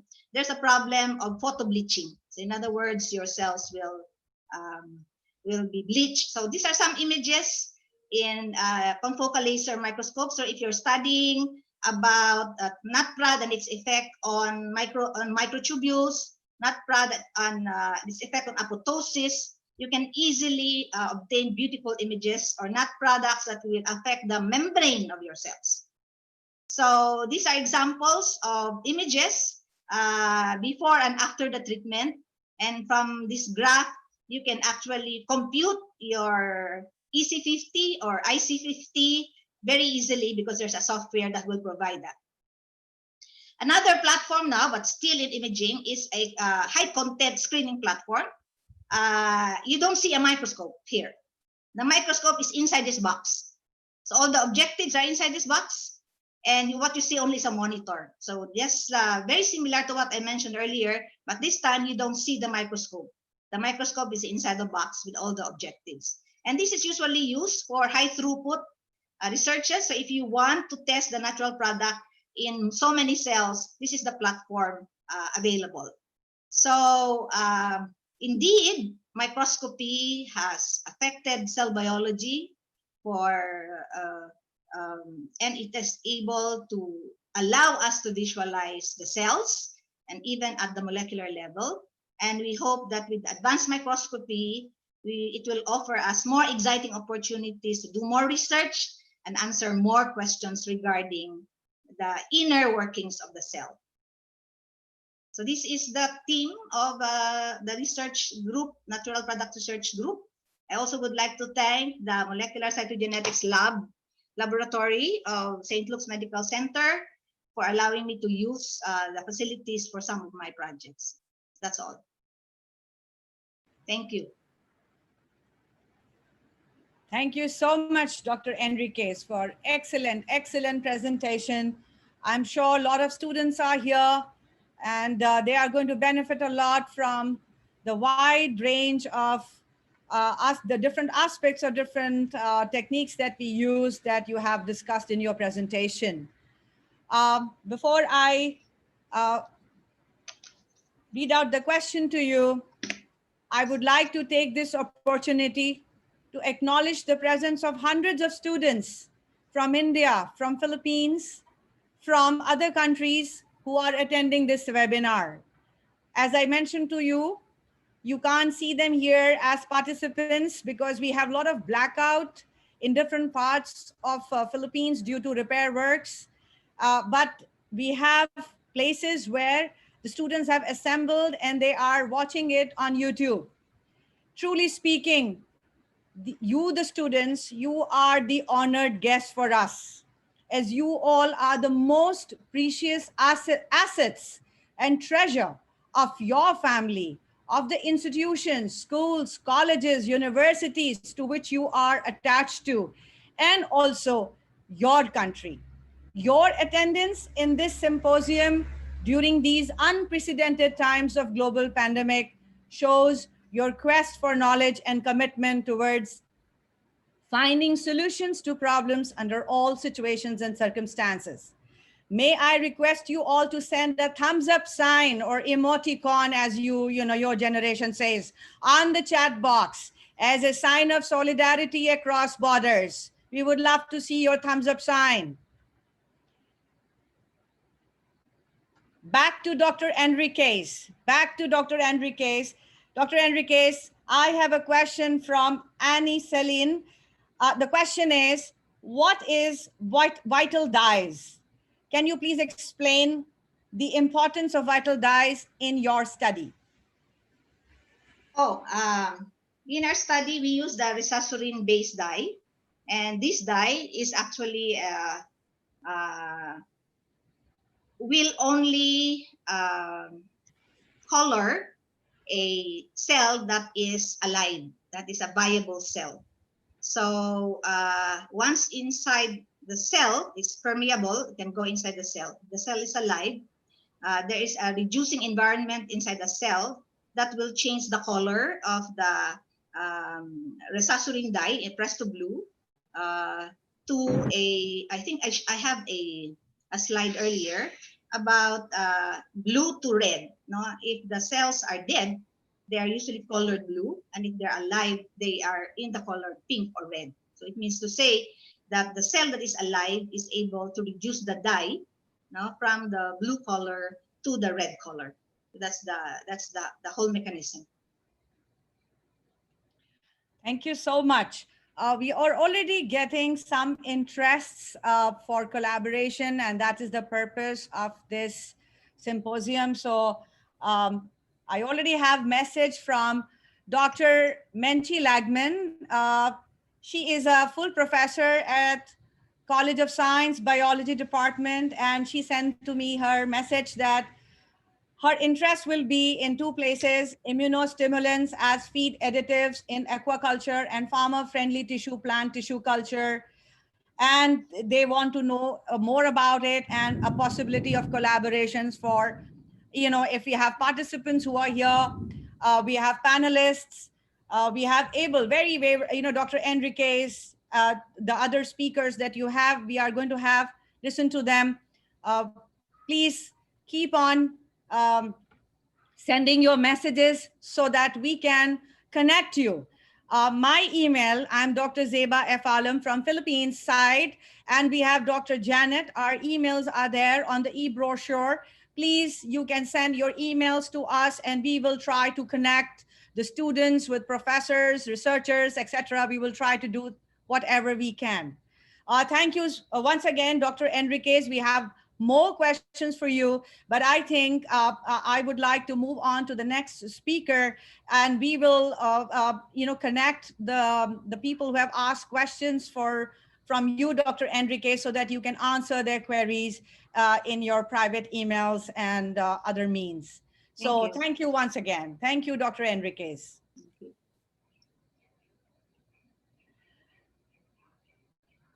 Our third speaker is Dr. M.S.A. Muthukumar Nadar. Dr. Nadar's specialization is in the field of molecular virology, immunology, phytotherapeutics, and wound healing. He did his PhD in biotechnology from National Chung Cheng University, Taiwan. My apologies, I think you can hear the lot of noise in my background. We are having a very strong downpour in Philippines, in Manila at the moment. So pardon for that. Going back to introducing Dr. Muthukumar Nadar. He has done his PhD in biotechnology from National Chung Cheng University, Taiwan. He has the patent of a wound healing ointment, Lobicure, and another polyherbal ointment for skin ailments. Besides publishing and presenting research papers in national and international journals and forums, Dr. Nadar has a number of technological innovations to his credit, such as development of a low-cost digital microscope for teaching and research purposes, development of an immunology teaching kit to demonstrate antigen-antibody interaction. Dr. Muthukumar Nader is currently serving as Assistant Professor, Department of Biotechnology, Karuna Institute, besides holding the administrative roles of being the coordinator of Institutional Human Ethical Committee for Experiments on Human Participants and program coordinator of the Community Health Services at Karuna Institute. He is going to speak on development of a herbal wound healing ointment. Over to Dr. Muthukumar Nader. Can you hear me? Am I audible? Yes, very much. Yes. Yes, we can. Maraming salamat, Dr. Alam, for that lovely, nice introduction. And kumusta, magandang araw to dear students and friends in Philippines, and a very good day to the rest of the world. Let me share my screen.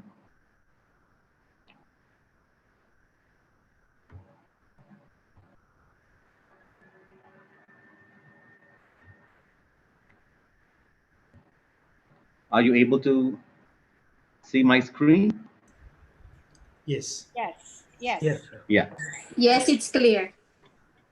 You're welcome. Thank you so much. Now, the topic here is the development of herbal wound healing ointment. I should thank Dr. Jubu Thomas and Dr. Enrique for giving a nice talk on.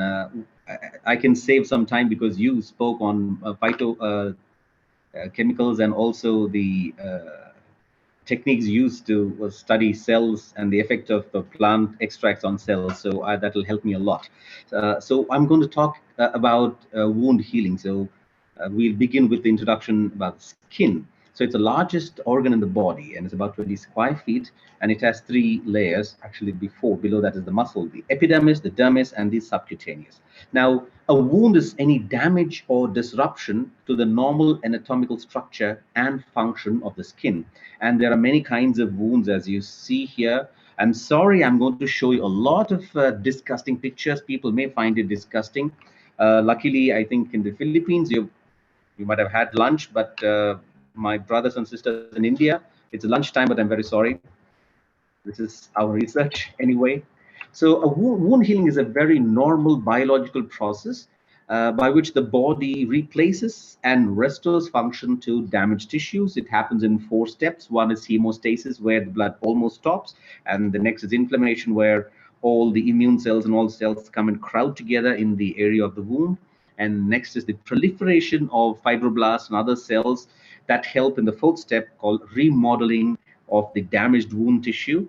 And it is never regained complete functionality. It's seldom complete functionality of the damaged areas regained. But anyway, that's how the wound heals.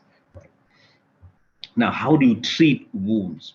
You can just leave it. As I said, it's just a natural process, or you can lick it. Like most animals, that's what they do. They just simply lick it. Or you can apply something on the wound that you believe that will help you, like oils, ground plant or animal materials, special soils they use, or just wash with soap or disinfectant, or use creams, oils, lotions, etc. Or you can wrap the wound with a piece of cloth, she calls it dressing, bandage, with the medications mentioned above, or without any medications. Or nowadays we have special dressings called foams, gelatin foams, collagen foams, and that can also be used these days. And what I'm not going to show is much more recent is they use stem cell therapy they just spray stem cells onto the wound, and that would just form islands of cells on the wound, and that coalesces, and there is no scar at all. So that's the future, but I don't have time to show that. So these are the ways that you can treat wounds, but you can also do something interesting. Like, I hope you can see this video. Are you able to see the video? A burns victim having tilapia fish skin wrapped around their leg. It's a new treatment being trialled on 2nd and 3rd degree burns patients in Brazil. Federal University of Ceará scientists found that tilapia skin contained moisture, collagen, and disease resistance at similar levels to human skin. They say it aids healing and is cheaper and less painful than using gauze bandage, which needs regular changing. The skin is applied directly onto the burned area and covered with a bandage, without cream. After 10 days, it can be peeled off painlessly. Frozen pig skin and human tissue have long been placed on burns, but supplies are low in Brazilian hospitals. Tilapia is abundant in the country's rivers and fish farms. Researchers hope businesses will be encouraged to process its skin for medical use.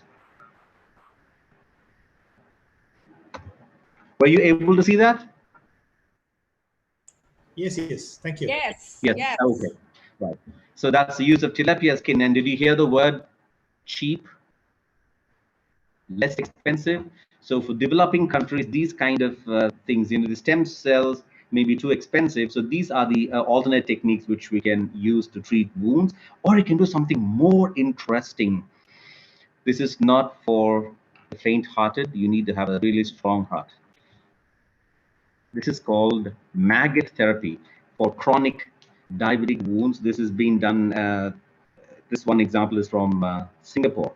So a diabetic wound, it's a chronic wound, takes a very long time to heal. So what people do is they take the maggots, the larvae of flies, of course they're sterile, and then they put it and pack it on the wound, and then it cleans. It's a maggot wound debridement. It cleans up the wound, it eats up the wound. It does not eat live tissue, it eats only dead tissue. Okay, so this is one interesting therapy I would like to show.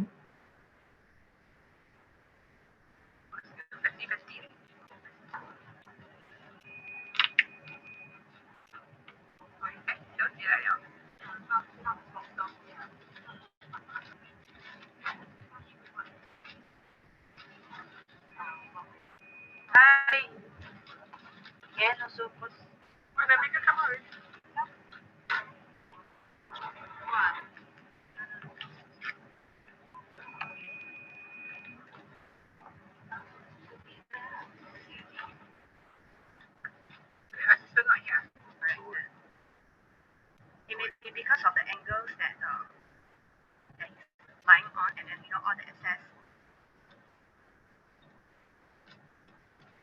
Do you have a saline in a syringe that want to flush it?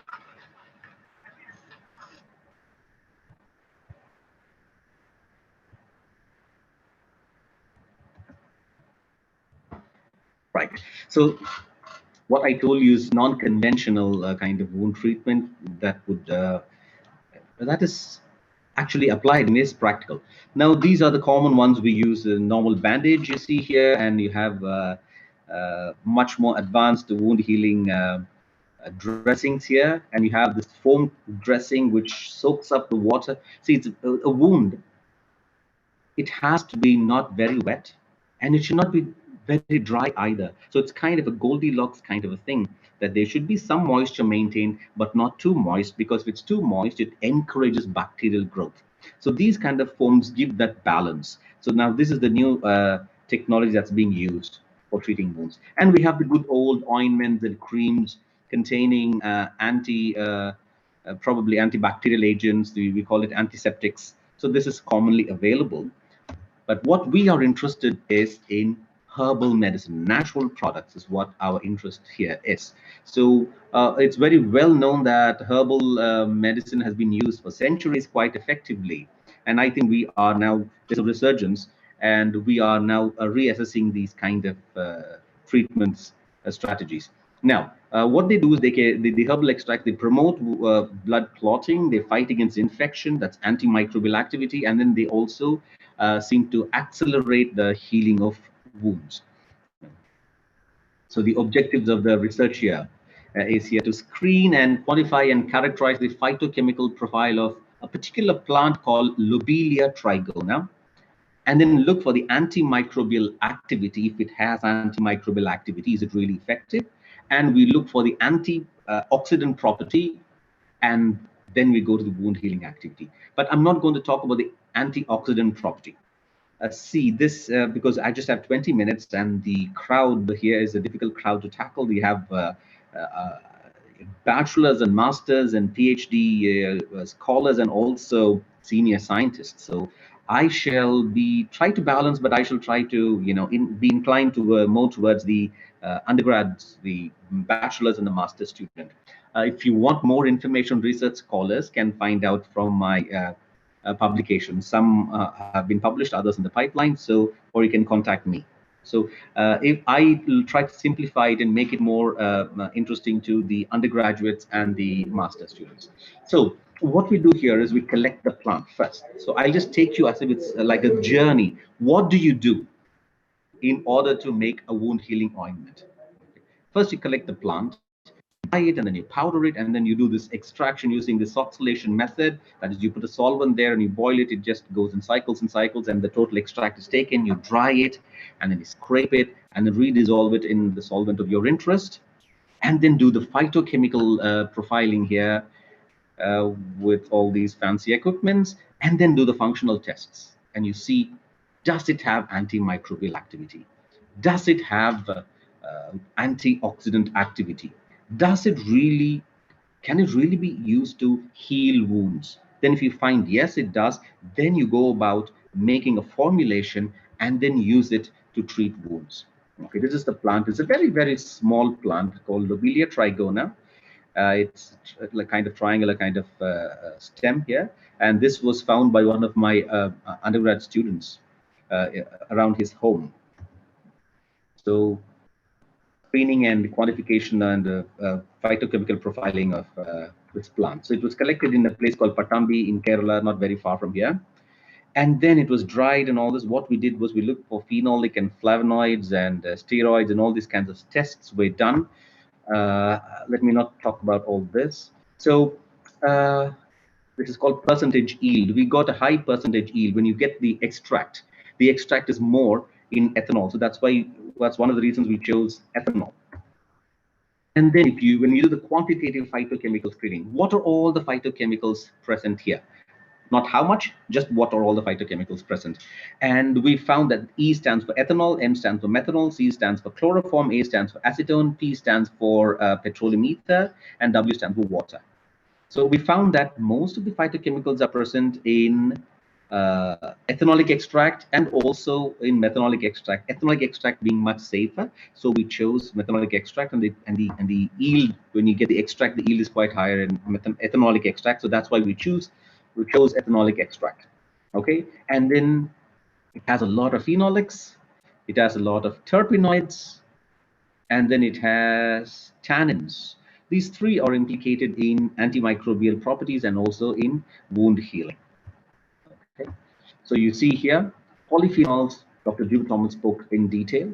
Terpenoids and tannins, see, they have wound healing, they have antibacterial, wound healing, antimicrobial, wound healing, right? So now we chose this ethanolic extract to do the rest of the experiments. So I'll try to elaborate on this because I like this experiment, checking the antimicrobial activity, because undergraduates, the bachelor students can do it very easily in the lab. All you need is just Petri plates and media. It's as easy as that. Now, as I told you, wound healing is a natural process, but intervention can aid it and can accelerate the wound healing process.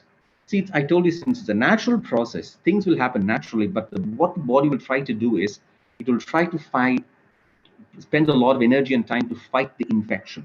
So if we use something antiseptic, something antibacterial, antimicrobial that will kill this bacteria and prevent bacterial or fungal growth there, this will accelerate, this itself can accelerate wound healing.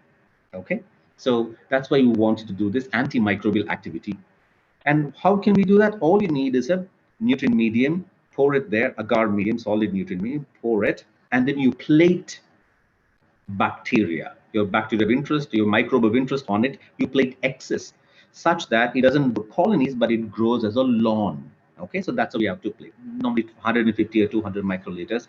Or my student, he likes to use a earbud or cotton swab and swab it around.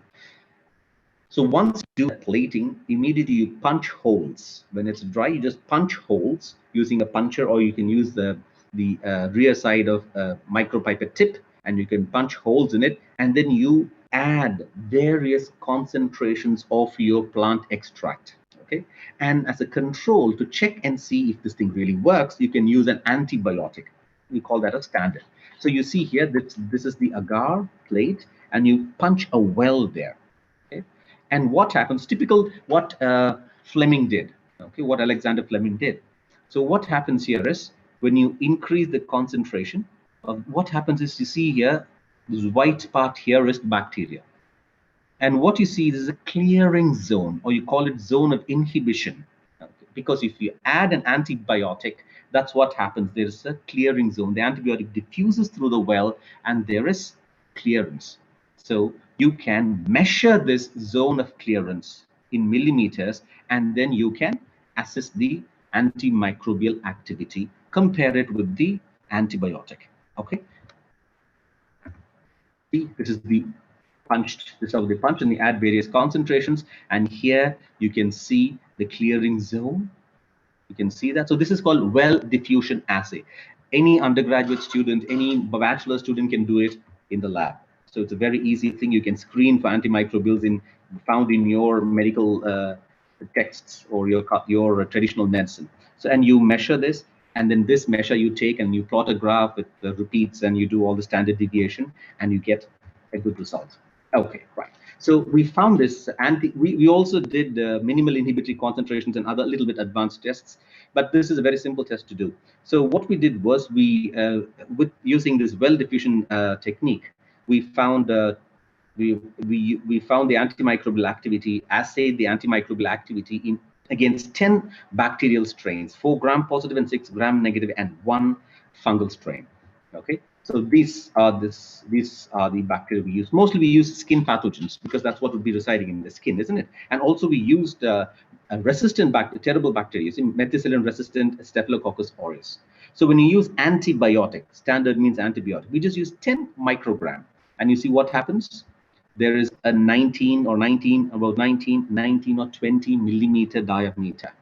But a 25 microgram, 50 microgram, or 100 microgram of LT stands for Lobelia trigona, our plant extract, only in 50 or 100 grams, you can see antibacterial activity matching that of the standard. Not bad, but this is only 10, but this is 10 times more, 100. The reason because antibiotic is a purified antibiotic, whereas the plant extract is an extract of many plants. It's kind of dilute, so that's how it would be. But it is good. You see, in MRSA, methicillin-resistant Staphylococcus aureus, just 25 microgram per ml is enough to get almost 50% activity as the antibiotic. Okay, so that's what we did for all this, and also for a Candida albicans, which is a fungal strain. Okay, so it does seem to have, this was encouraging, it does seem to have antimicrobial activity. Okay, first step done. It has antimicrobial activity. We did all other tests for antimicrobial activity. Now let's do in vitro wound healing, because the in vivo wound healing is we have to sacrifice animals. So we don't want to do that. We don't want to be irresponsible and directly go and test it on animals. If there is an in vitro test, we'll try it in an in vitro test. So we'll first see, to gain confidence. We have a test called the scratch assay. So you grow human cells. Here is HCAT, so human keratinocytes, skin cells, cell lines you grow up on a plate, and then you take a tip and scratch that. So that's like creating a wound. And then the cells from the both sides of the canal, the wound, they just come close, and then they just come closer and closer until they come into contact, called contact inhibition, and they confluence. Okay, so this is called the scratch assay or in vitro wound healing assay. Okay, now before that we have to check for cytotoxicity. I'm not going to talk about cytotoxicity. Dr. Enrique has spoke about it quite well, quite in detail, quite a lot in detail. So that's what we do. So cytotoxicity. See what happens. This is the control, and this is treated. So you see here, this is also called cell migration assay or a scratch assay. So when there's a scratch, and then you see cells coming. In treated, it seems to be much better. This is not my data. I just got this from the web to explain to you. This is our data. And here you see 0 hours, and after 24 hours, you can see that in the presence of 100 microgram or 50 microgram, there are a lot of cells coming to the center. That means there is cell migration. That means there is some sort of wound healing activity there. This is not antimicrobial, understand, because we have done antimicrobial, no microbes here. So apart from antimicrobial activity, looks like this might be having some wound healing activity. Now this gives us confidence, and we can go and present it to the ethical committee, and then we did, and they allowed us to work on animals. Okay, right. Now what we do for in vitro wound healing activity, first we do all the tests that we shave the animal, and then you apply highest concentration and see if there's any skin toxicity or any allergy. Nothing. We even feed very high concentrations because they lick each other. So we feed it, nothing happened, no problem, it's all fine. So we group the animals. Group 1 was normal animals just left untreated. There's a wound created and the animals are left untreated. Group 2 is animals are treated with an empty ointment base. We made an ointment. Okay, it's just an empty ointment base. Okay, so that means there's no drug in it, only ointment. It's like a placebo. Then the animals are treated with a commercially available drug called silver sulfadiazine that is normally prescribed for wounds here. And then we test our Lobelia trigona, 5% extract and 10% ethanolic extract. That's group 4 and group 5. Okay, so we apply 1 gram of ointment once a day. That's what we do. So this is how we make the ointment formulation. You take wool fat, hard paraffin wax, and then you add cetosterol alcohol and soft paraffin in a particular ratio, and then you melt it, and then you add the ethanolic extract of your plant. That is, in this case, it is Lobelia trigona 5%, Lobelia trigona 10%, melt it there, and then what you get is something like this. The first one you see here is a simple ointment base, nothing added, only this ointment is made, but nothing else added to it. Here it is 5% Lobelia trigona extract, 10% Lobelia trigona extract. It smells kind of interesting. Okay. Now here is the skin. And you see here, there's a burn. I'll talk to you about the burn wounds later. So I told you epidermis, dermis, subcutaneous, and then comes the muscle. So we do terrible things to animals here now. Okay. What we do is, this is called an incision wound. We use 3 models. One is incision, excision, and burn wound. Incision model is you make an incision on the dorsal part near the backbone. You make an incision like what a doctor does, make an incision and then make a suture, stitch it. And after that, once you do that, and then you apply the, you don't do anything, or you apply the ointment base, nothing else, and then you apply your plant extract and also apply the control, which is the standard drug that is available. You apply it, and then every few days, you take it and you check it. How do you check it? We just remove the skin as if we remove the shirt. So we just cut the ventral part like this, as if you're unbuttoning the shirt, remove the sleeves part like that, and then peel the skin off. And then we'll try to pull it along the sides, parallel to the wound. We'll try to pull it and see if it's healing. If it's really healed well, there'll be collagen network and all that. That'll be difficult to pull. We keep on adding weights and it'll be difficult to pull. So this is the thing, what we do. No, we don't do it on live animals. We euthanize the animals and then we take the skin. Okay? Right. So this is what we do. We take this and we attach it. You see this? It's like this here. We attach it to this machine. It's called the universal testing machine. And then you just pull it. So you either measure it in newtons, or you measure it in weight in grams. You keep on increasing gram by gram by gram by gram. You can pull, and then see when it gives off. I'll show you the video how we do it. So it's pulling and pulling and pulling. That's the wound. Now it's giving up.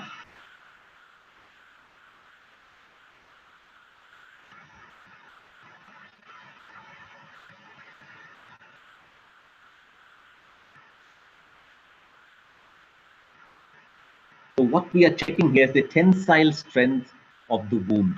Okay. So does our ointment really help when compared to untreated, or when compared to the commercially available drug? Okay. The next wound model is called the excision wound model. We cut off a piece of skin, totally remove it. So this is a 1 centimeter square piece of skin, like the size of my thumbnail. This is in rat skin. We use male rats. So we remove this part of the skin, just like that. If you compare it to humans, it's the size of a credit card. Okay, that size of a skin you remove. Okay, that's excision wound, and this is how you measure how slowly the wound contracts. Right. And the other thing we do, I'll tell you, it's called the burn wound. I'll tell you the burn wound. Burn wound is like just like this. You shave the wound, and we have a copper square, 1 centimeter square, thick copper plate attached to a handle. Normally, what we do is we put it in boiling water, and we do that. Not us.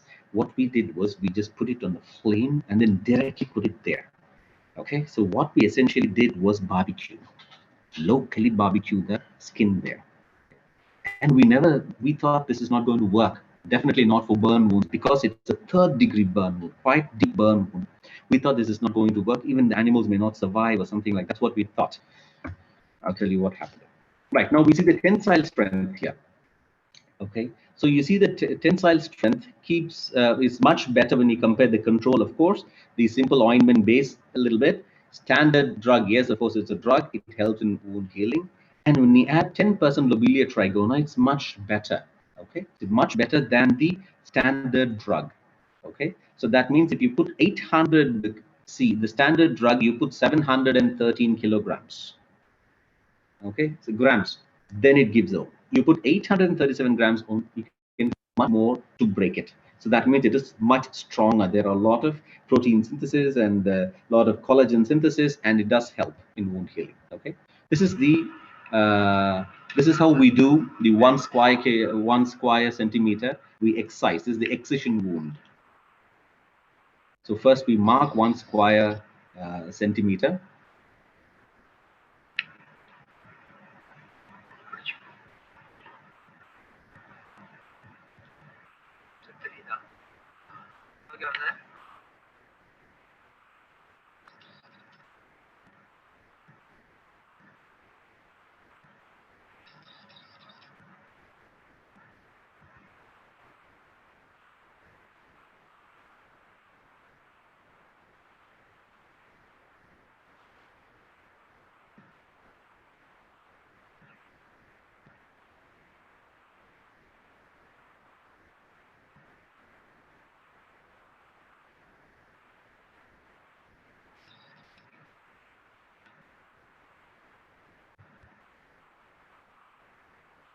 Yeah. See, now, see, it was first. See, all this is done when it's anesthetized. You cannot anesthetize it too much, because then it'll die. It does happen sometimes. So we put it in a hot plate and then try to resuscitate it, come back to life. Sometimes it may die. So we have to really balance the anesthetic. Okay, so you have to see that it doesn't pain for it during the time.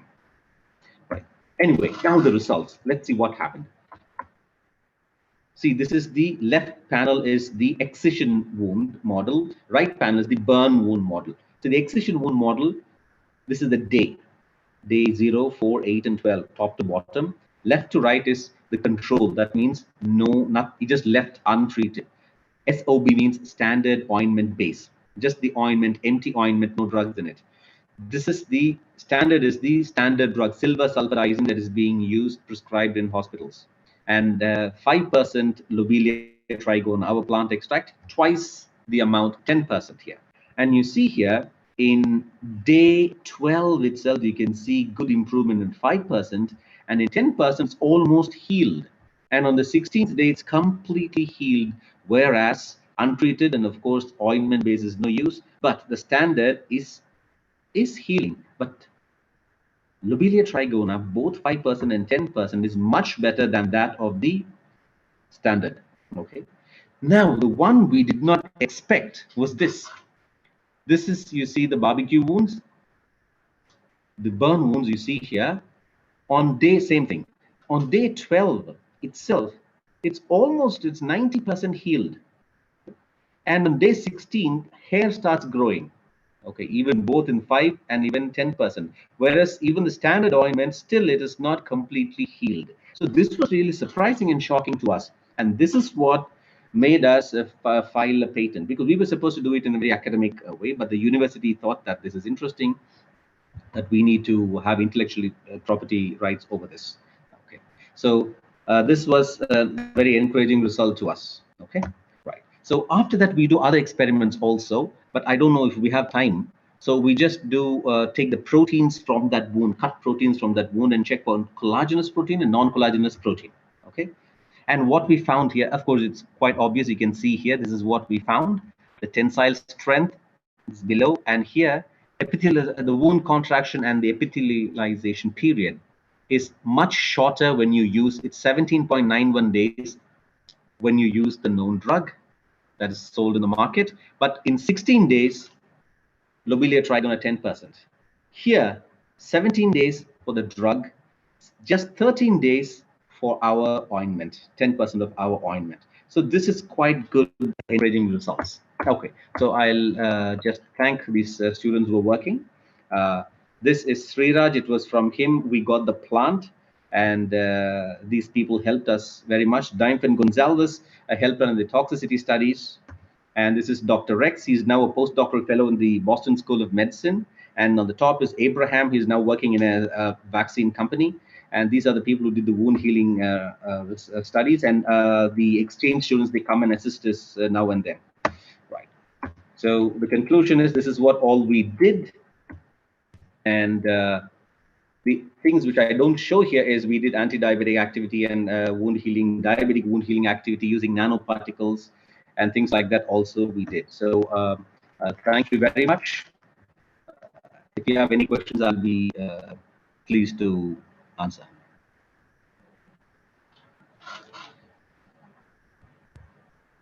Thank you so much. Thank you so much, Dr. Muthukumar Nadar. Very interesting, very, very interesting talk. And I know there are a lot of people from Philippines who would be very excited to hear the word tilapia. We have a lot of tilapia here in Philippines. And if that can be used for wound healing, I'm going to become a little bit more ambitious in the sense that maybe we can explore if it can heal the wound. Maybe it can also beautify you. It could be anti-aging. It can treat acne. We can, explore all that, because we know that disposal of tilapia skin is a huge problem because of the scales, etc. So I'm sure we are going to get a lot of interest from Philippines regarding the tilapia skin healing properties. But as of now, I have question from Shraddha Mahendra. She's a biotechnology researcher at Novogen Biologicals Private Limited. And her question to you is, can a person's own cells be engineered for curing his or her own diseases? And how feasible is this option? And she also have a follow-up question. Can we do maggot therapy only for diabetic cases, or any food ulcers also can be cured through this therapy? Yeah, let me answer the first question. Yes. One's own for diseases is quite a generalization, but for wound healing, it's already happening. It's happening in the US, and it's always these wound healing things happen in the military, okay, because they have big wounds, burn wounds, and big excision wounds and big cuts in the military, and they have to be treated as quick as possible. So most of the tests happen there. So what they have done is, I should have shown you, maybe I'll send you the video later because of the lack of time. So what they've done is you can take a pinch of a person's own skin and add some solutions there, say some trypsinizate and things like that, and then they shake it, and then you can directly spray it on the wound. Others, they take it and then do a tissue culture, stem cell culture, and then take it and use it. So what we predict is, in the future, probably you can take a pinch of your own skin, put it in the solution that your pharmacy gives, mix it there, put it in the fridge. Whenever you want it, you take it and spray it on the wound. And this wound will not have a scar because it's not too, just I showed you, no migration like this. It forms small islands because it's sprayed, and each island just grows and they coalesce, and there is no scar. I'm sorry I couldn't show that video. Yes, it is happening. It is practical, but it's not yet come to the market that very successfully, but it's being done in hospitals, military hospitals, etc. The next question was? The next question is maggot about therapy. Maggot therapy, yeah, for diabetic cases and for food ulcers. I'm not the right person. You should ask a clinician that. I think it should be possible. But diabetic wounds, there's a lot of scar tissue coming, and people don't even feel pain much. Okay, and this maggot, good thing, it does not eat live cells; it eats only dead cells. And so that's why they use it. I think it can be used, but I'm sorry, I'm not the right person. A clinician would be better able to answer this. Thank you. Another question from Prasad K. What does it mean when bacteria are resistant to antibiotics? Generally, there were bacteria that were sensitive. If you give an antibiotic, the bacteria dies. But in course of time, there is a mutation there, and then the bacteria is resistant to that particular antibiotic. Okay, this normally happens because of uncontrolled and unwise use of antibiotics in hospitals and in animal farms and poultry. What happens is this provides an opportunity, a selection pressure to select for bacteria that are resistant to a particular antibiotic. So this is now prevalent in many nosocomial infections that happen in clinic, and is really, really a big issue here.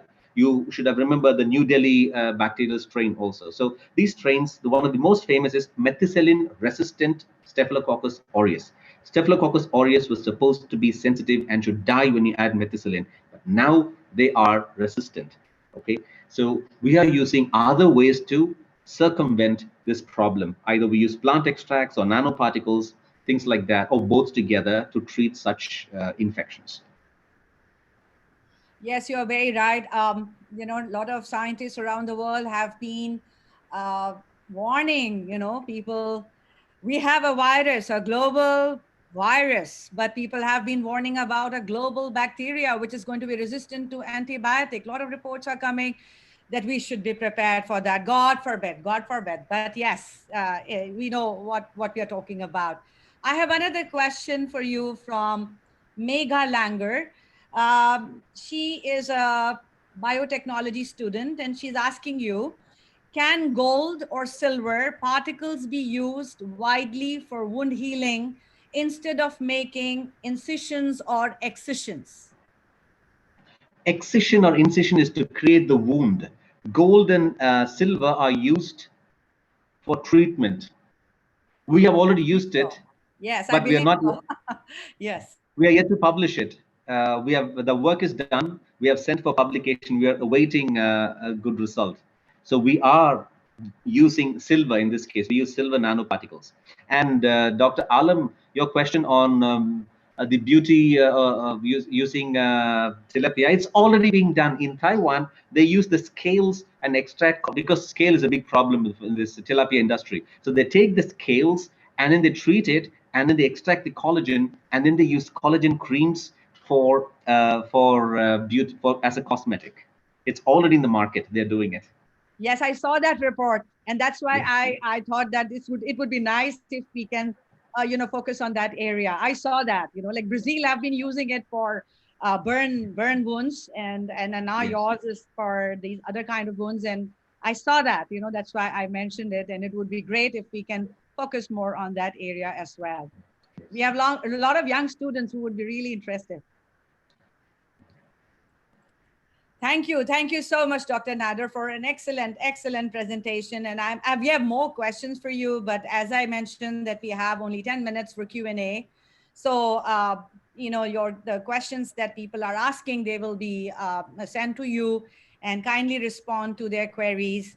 And those people who are asking questions, you will get your answers from Dr. Nader. Sure. Thank you once again, Dr. Nader. Thank you. Hanggang sa muli. Thank you very much. We'll see you. Great Tagalog. Next up, our last speaker for today's webinar, Ms. Maria Nilda Munoz. Let me introduce Ms. Maria Nilda Munoz. Ms. Munoz has an impressive career track record with a publication list of over 100 research papers in various reputed journals, besides an envious list of awards such as Most Outstanding Alumna in Chemistry by Adamson University, Manila, and the Science Ambassador of Department of Science and Technology Philippines. Dr. Munoz has a number of degrees to her credit from prestigious institutions like University of Chicago, Ehime University, Japan, to name just a few. She has been associated with University of Pennsylvania, University of Manitoba in Canada, the University of Chicago, etc., etc. I need to add etc., etc., pardon me, in various capacities before returning back to Philippines as Balik scientist. Since then, she has been engaged in sharing her expertise towards the betterment of science and technology in the country in various capacities, such as advisor to St. Luke's Molecular Medicine Society, as president of Philippines Association for Laboratory Animal Science, as a managing director for Rainier's Biomedical Research Laboratory, and technical advisor to a number of universities. She is currently holding the position of scientist in residence, De La Salle University, and senior research scientist at Cagayan State University, Tuguegarao, Philippines, besides serving as an advisor on many editorial boards. Over to Dr. Munoz. Her topic for today's talk is academia and industry collaborations, an opportunity to drive efficiency in research on natural products. Dr. Thank you very much. Elsa Munoz. Yeah, welcome. Good to see you. Thank you very much, Dr. Siva, for that wonderful introduction. Let me see if I could. Can you? You can see it. We can see it. You can make it a slideshow. Second. Okay. Yes, perfect. Yeah, that's good. Thank you. Okay. Good afternoon. And thank you very much for that, again, lovely introduction. You've heard Dr. Thomas talk about the identification of active ingredients from extracted plants. Dr. Enrique show you or talk about the new techniques on how we can screen the extracted samples on cytotoxicity as well as the genotoxicity. While Dr. Mubhu Kumar talk about how important are the natural products for wound healing. This is very timely to talk about the academia and industry collaboration, an opportunity to drive efficiency in research on natural products, because we researchers have so many research, and we have also some completed new findings, but we don't know yet what to do. And I think, and I believe that this lecture will at least tell us where the direction is.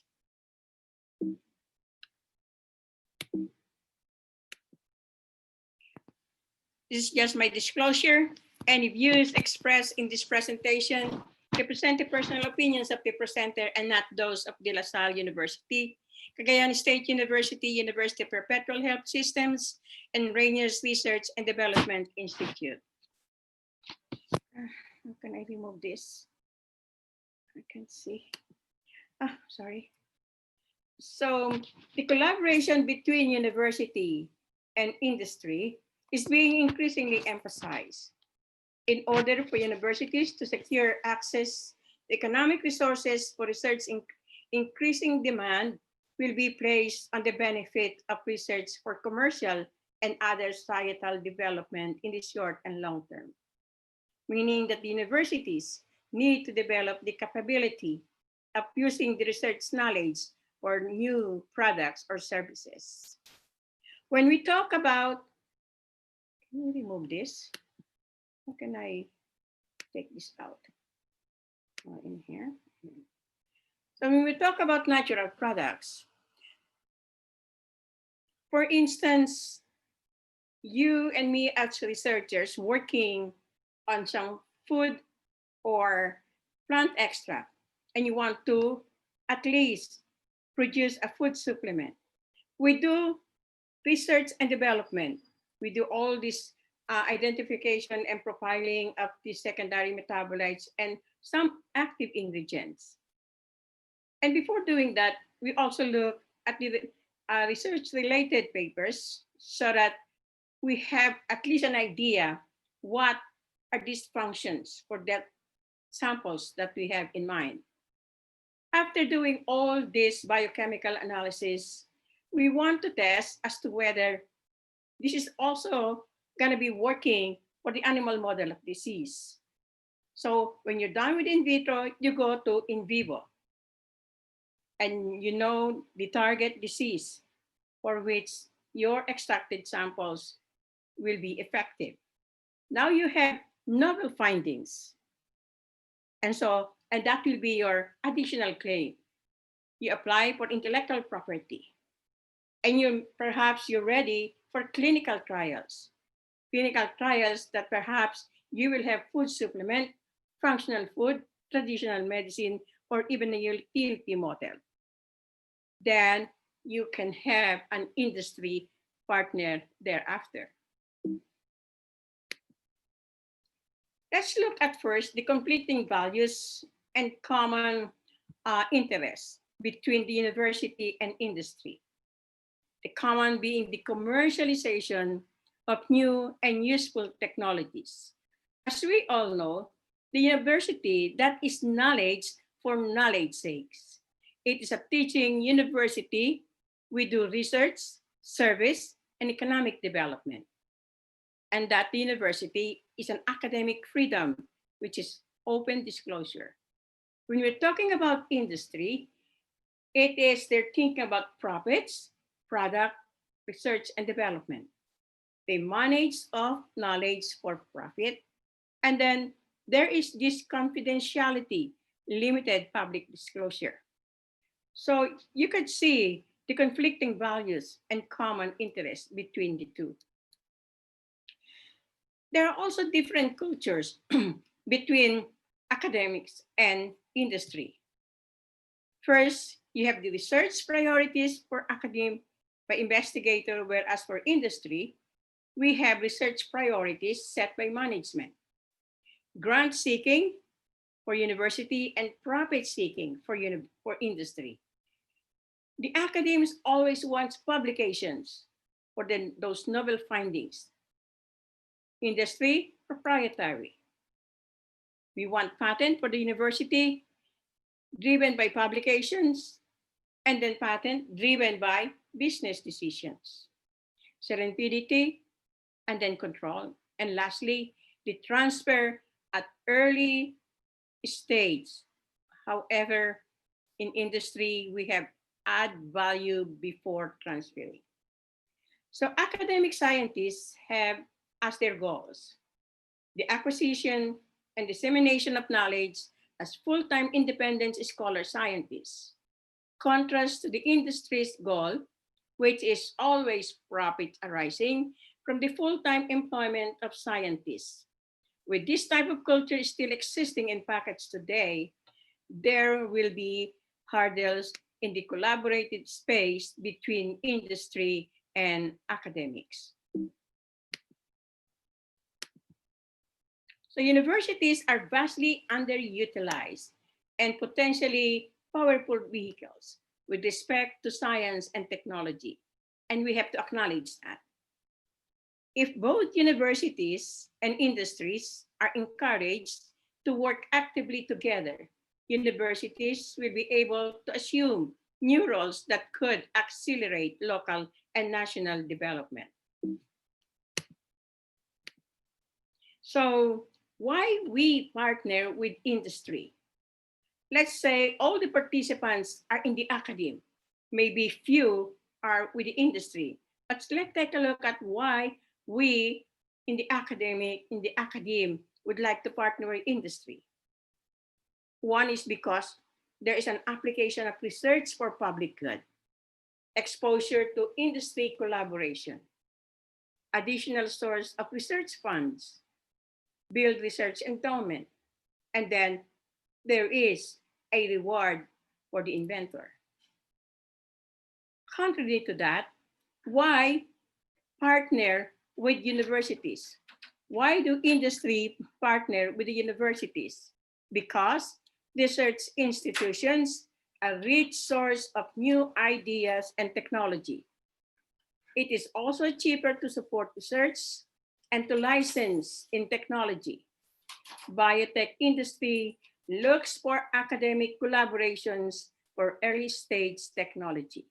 Let me just give you an example of a case that happened in California. University of California, San Francisco had traditionally served as a regional medical institution for training competent doctors to serve Western USA. For years, UCSF was considered to be an unlikely place for radical inventions. The scenario started changing from 1968, when collaborative approach to fundamental research started attracting some of the brightest scientific minds to UCSF. UCSF gave the world two of its largest biotech companies, the Genentech and Chiron, and I know you are familiar with this. By 2003, UCSF became a world leader in biochemical research with an annual budget of $1.9 billion, besides being the largest employer in San Francisco, and still is. So how do we begin to bring the two cultures together in our countries? India, and then Philippines, and then the industries. First, employment policy. Second, policy of intellectual properties. Third, revenue sharing, and then inventor involvement.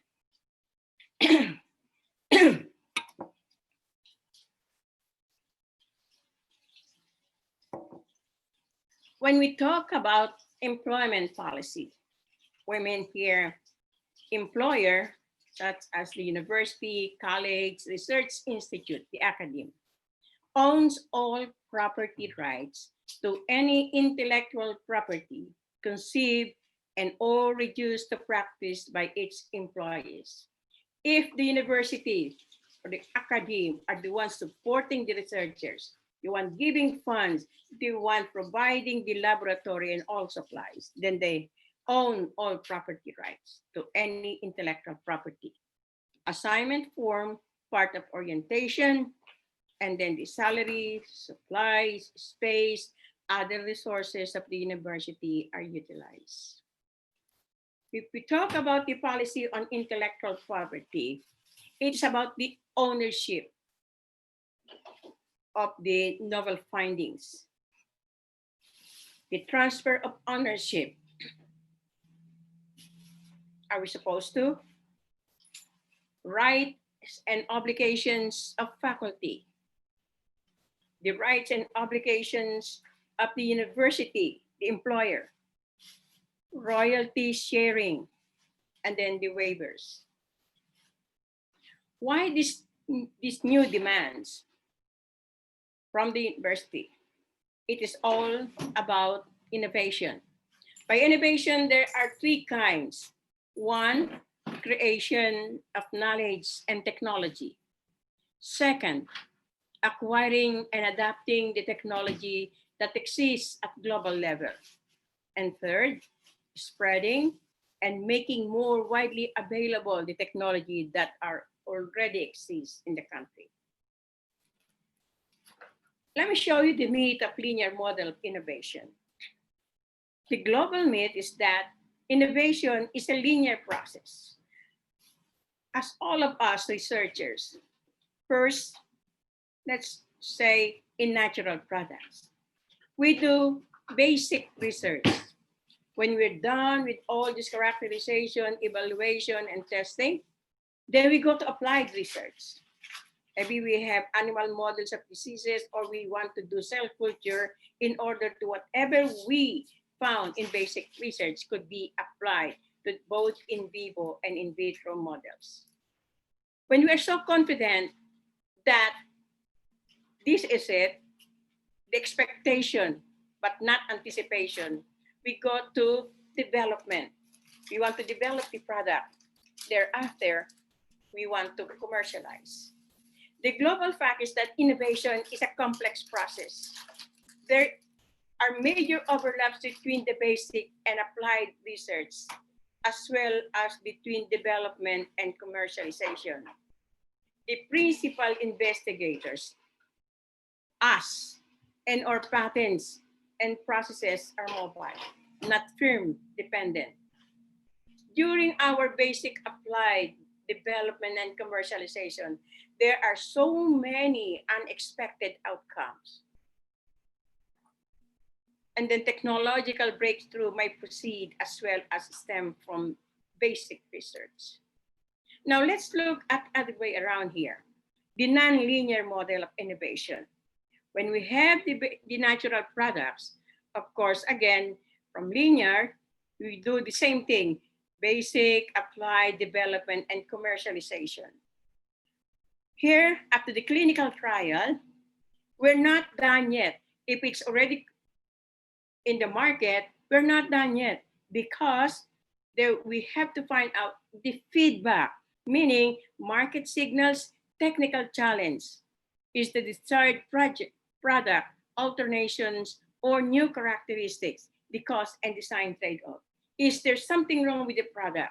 For instance, we have to monitor as to whether there are some adverse reaction, or maybe the stability test has not been done.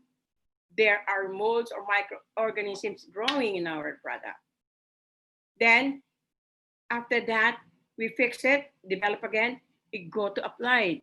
Whatever we fix here, we then go back to applied research needed to design new product characteristics. At the end, the feedback, the basic research needed for discovery, search for new ideas and solutions to solve longer-term issues. So this is going around and around until you are satisfied, and then you have a very good and excellent product. So another thing is here is a conceptual model of the role of university industry collaboration in a system of innovation. Issues that need to be addressed between this collaborative partnership is to understand the problems, issues related to university, industry collaboration in Philippines or perhaps in India through an investigation of the factors from the literature, models, and evidence from other countries. Question is, can this information be conceptualized into a usable model? Can behavioral aspects be embedded into a unified model? What factors motivate the individual within universities to collaborate with industry? What factors motivate universities to collaborate with industry? And what factors motivate industry to collaborate with the universities? What factors are barrier to the university industry collaboration? That's very important to find out.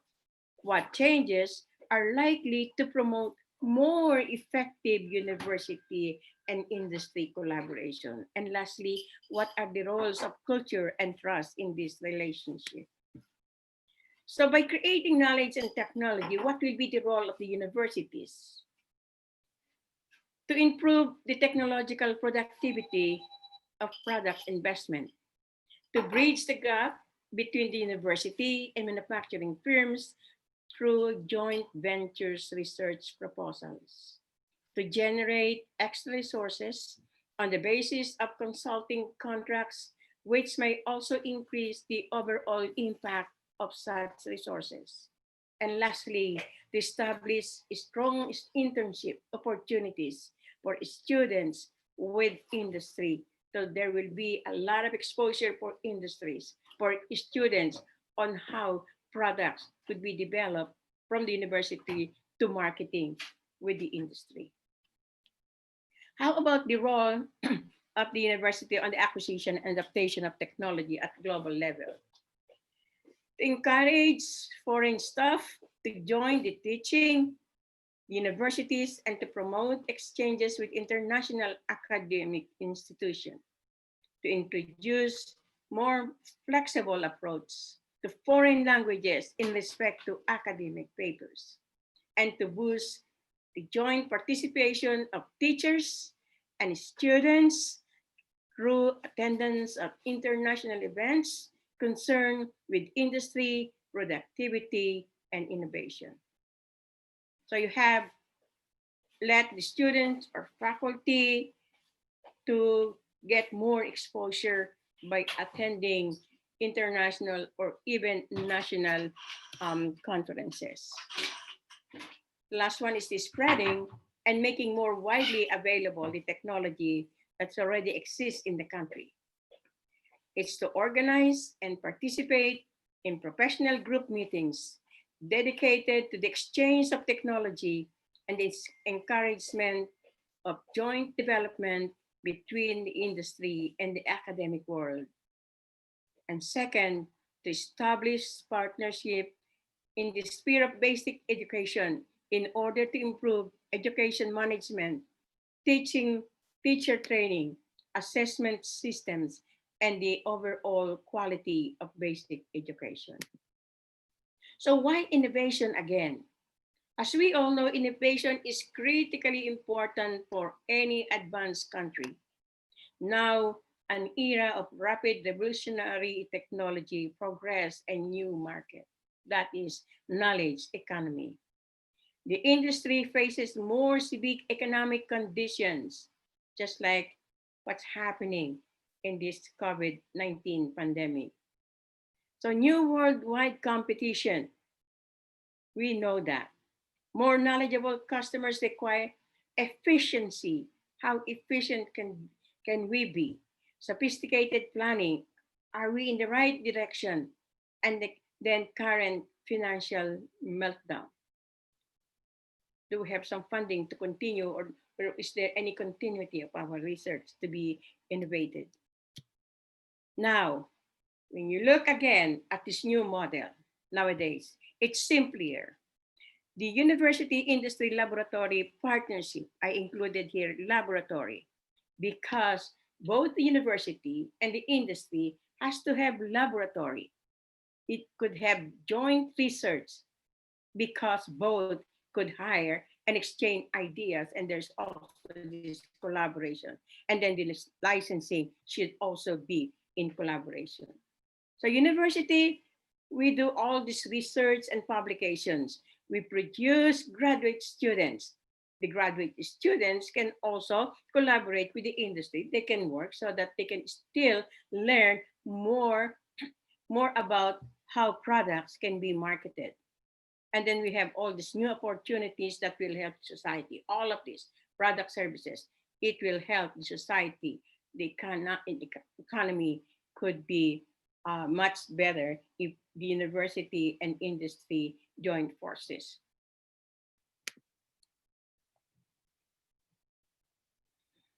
Okay, nature of demands. Why? It's quicker, more flexible response by universities and laboratories to industry needs. It's more practical output from universities and laboratories, like intellectual property and ventures. There's a better knowledge acquisition by companies from the universities and laboratories. Identify and develop new business ideas more rapidly if we have the university and the industry collaboration. So what do we expect as an in the academe? Technology development initiative, the methods related to process and design improvement, work towards creation of knowledge in specialized areas, multidimensional of a problem, leading to explore a variety of options to arrive at a solution which is time consuming. The university expect a time frame of an academician is governed by research guidance and teaching assignment.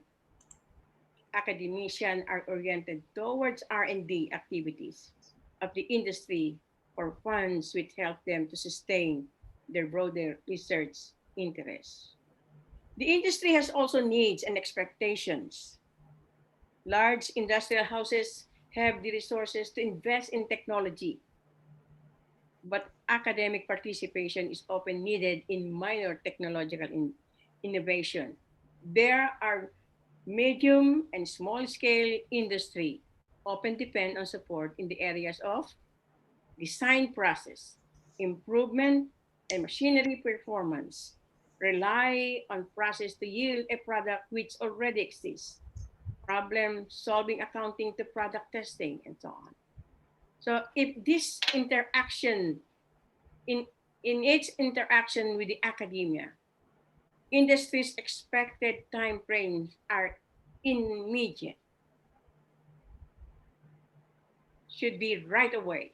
Investment is directed towards effort that promise result-oriented solution. What will be the benefits of the university in this collaboration? Is to earn additional resources for university's educational and research mission, severely constrained financially, to fulfill the university's service mission, to broaden the experience of students and faculty, to identify significant, interesting, and relevant problems, to enhance regional economic and social development, to increase employment opportunities for students, to move results of fundamental research from laboratories to commonplace, and to move discoveries from the academic institution to the marketplace. And that is very important for this university and industry collaboration, because only the industry will help the academic institution to the marketplace. And what will be the industry benefits? To access expertise not available in corporate laboratories, because we all know that all research are done in the university. And to aid in renewal and expansion companies' technology, sometimes they are just far behind. To gain access to students as potential employees, they want to hire those top notchers from the university who are very knowledgeable in R&D. To gain access to to use the university as a means of facilitating the expansion of external contracts for the industry laboratory, because usually in the university we have complete facility for R&D. To expand pre-competitive research, both with universities and with other companies. To leverage internal research capabilities and to grow its business by using the results of the academia. Ways ahead, if there's a true collaborations and collaborative efforts between universities, laboratories, and industries, provide the greatest potential contribution towards realizing the educational goals in a specific field and meeting industry expectation for the benefit of the nation at large. Let me just show you something, and this is the take-home message here. So from the basic research to apply to R&D and to commercialization, here we are. Sometimes we researchers, kiss the frogs. When we have our novel findings, data, we just keep that to a secret cabinet, because sometimes or mostly researchers are very secretive. You find novel findings, you don't want to expose, you just keep it yourself, and here's a nice cabinet to store the data. But still, researchers, after more development, research and development, and finding more data, they still stored the data in a cabinet until that frag becomes bigger and bigger in the stored cabinet. But you have to think, we researchers, although we are kissing the frag, this frag can turn into a prince, meaning if we partner with the industry will help us market the product, and this could turn into us as rich and famous scientist or researcher. So when you talk about between academia and industry, all your findings, novel findings, all your data, don't do this to them. So you won't read my technical reports. They don't understand much, perhaps. So I summarize it in this complicated slide.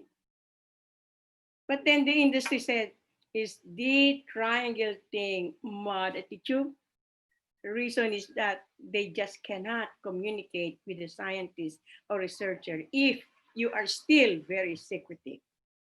If you are transparent with them and you're ready to commercialize your product, of course, you have this memorandum of agreement between the university, the researcher, and also with the industry, and that will be safer. So with this, I would like to thank the organizers of this conference. I really enjoy it, and hopefully we researchers from the Philippines can collaborate with the researchers from KITS. Thank you very much and have a good day to all. Thank you so much, Ms. Nilda Munoz.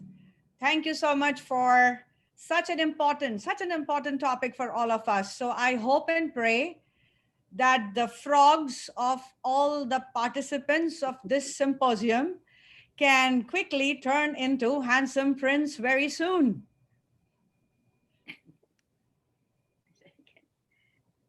Yeah. So I have some questions for you. So the first question comes from Shraddha Mahendra from Novogen Biologicals Private Limited.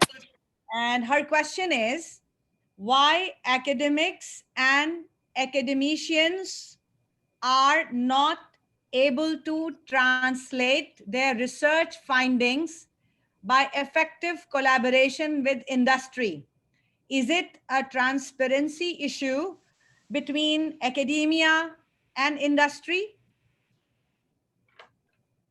Actually, it's not the transparency. The having a collaboration with the industry is just a mere communication between the two, that there will be the such so-called non-disclosure, non-circumvent agreement between the two. So whatever you're telling the industry, it has to be between the two to collaborate until you have the memorandum of agreement, and then that product is ready for commercialization. You also have to talk about the sharing, which is very important. Of course, the intellectual property is always the property of the university. You own that. The university owns that, but not the industry. So the industry will help you how to market it. The industry will help you the production of the formulation of your product. We, the researchers, we work and we find good data to justify that this is a good product to produce, let's say for now, food supplement, or then later on, if we have the clinical trials, then it could turn into herbal medicine. So it's just communication. We don't know what the industry have in their mind, but we have to be really transparent, could be, but not all until you are so sure that you have this signed agreement with the industry. Thank you so much. Ms. Nilda, we have another question from Mr. Lodio Pascual from St. Jude Catholic School, Philippines. He says, it's best to have collaboration between the academy and the industry. All the support that we can get from both. I would just like to ask if the students have successfully created a product suitable to release in the market, will they get the patent or will it be patented to the industry? as I said earlier, the intellectual property is for the university because the university support us. We use the laboratory facility, we use the supplies, and we use their money. But then, for the patent, it could be shared if you have students doing it. The students should own the patent. The students should own because they are the ones who found and created this product or whatever technology they have. They own it. And if they're sometimes, if they're nice, they can share that with the university. Even the profit sharing, they can always share that with the university. There is this 30% for the university and then 70% for the inventor. It depends. It depends. So it's always you talk with the university or you talk with the industry. But remember, the industry will help you market the product. Another follow-up question, Ms. Munoz. The question is again from Shraddha Mahendra, who's asking, can we patent our novel findings first, then publish, and afterwards collaborate with industry? Okay, when you're thinking about patenting your technology or whatever you found in your research, you have to patent it first prior to submitting an abstract for presentation or paper for publication. It's very important. There should be no exposure of your findings or what your product before anything else. If you, let's say, you're so excited that you submit an abstract, that is the end of your patent. So make sure that if it's really patentable, then you ought to patent it right away. Now it is accessible in the internet. You can apply in the internet with minimal fee. So they can hold you for that and you own that patent. Before, once you apply, then you got reply from the FDA or the IPO, I mean, then you could submit an abstract. You could produce your paper. You can go to national or international meetings. You can talk about that to other people. But then you have to be very careful because sometimes I would say, don't trust too much. I have one last question, which I'm trying to squeeze in because we are now almost coming to an end. So this is Kevin Tan from DLSU Manila. And the question that he's asking is, how can biases in research outcomes as introduced by the partner company be prevented or addressed? A very relevant question, actually. Hello, hello. Hello, can you hear me? Dr. Munoz, can you hear me? Can you repeat, please? Because it's kind of... Okay, we have question from Kevin Tan from the LSU Manila. His question is, how can biases in research outcomes as introduced by the partner company be prevented or addressed? So this is a very relevant question because we often see that when you have funding for the research from the industry, then we get more for applied research. We do not get too much funding for basic research. So this is really an issue of biases. Your opinion, Ms. Munoz? For funding issue, when you do research, mostly researchers are getting funds from the government agency. And sometimes you have your own internal funding, right? There's always this kind of agreement before the start of the research. Biases to do this might not be really an issue until you see all this agreement that is issued by the university and others. So I cannot really tell how much biases that they're gonna have for this, because sometimes there's always changes in the participation of research. When the funding is provided by the government agency,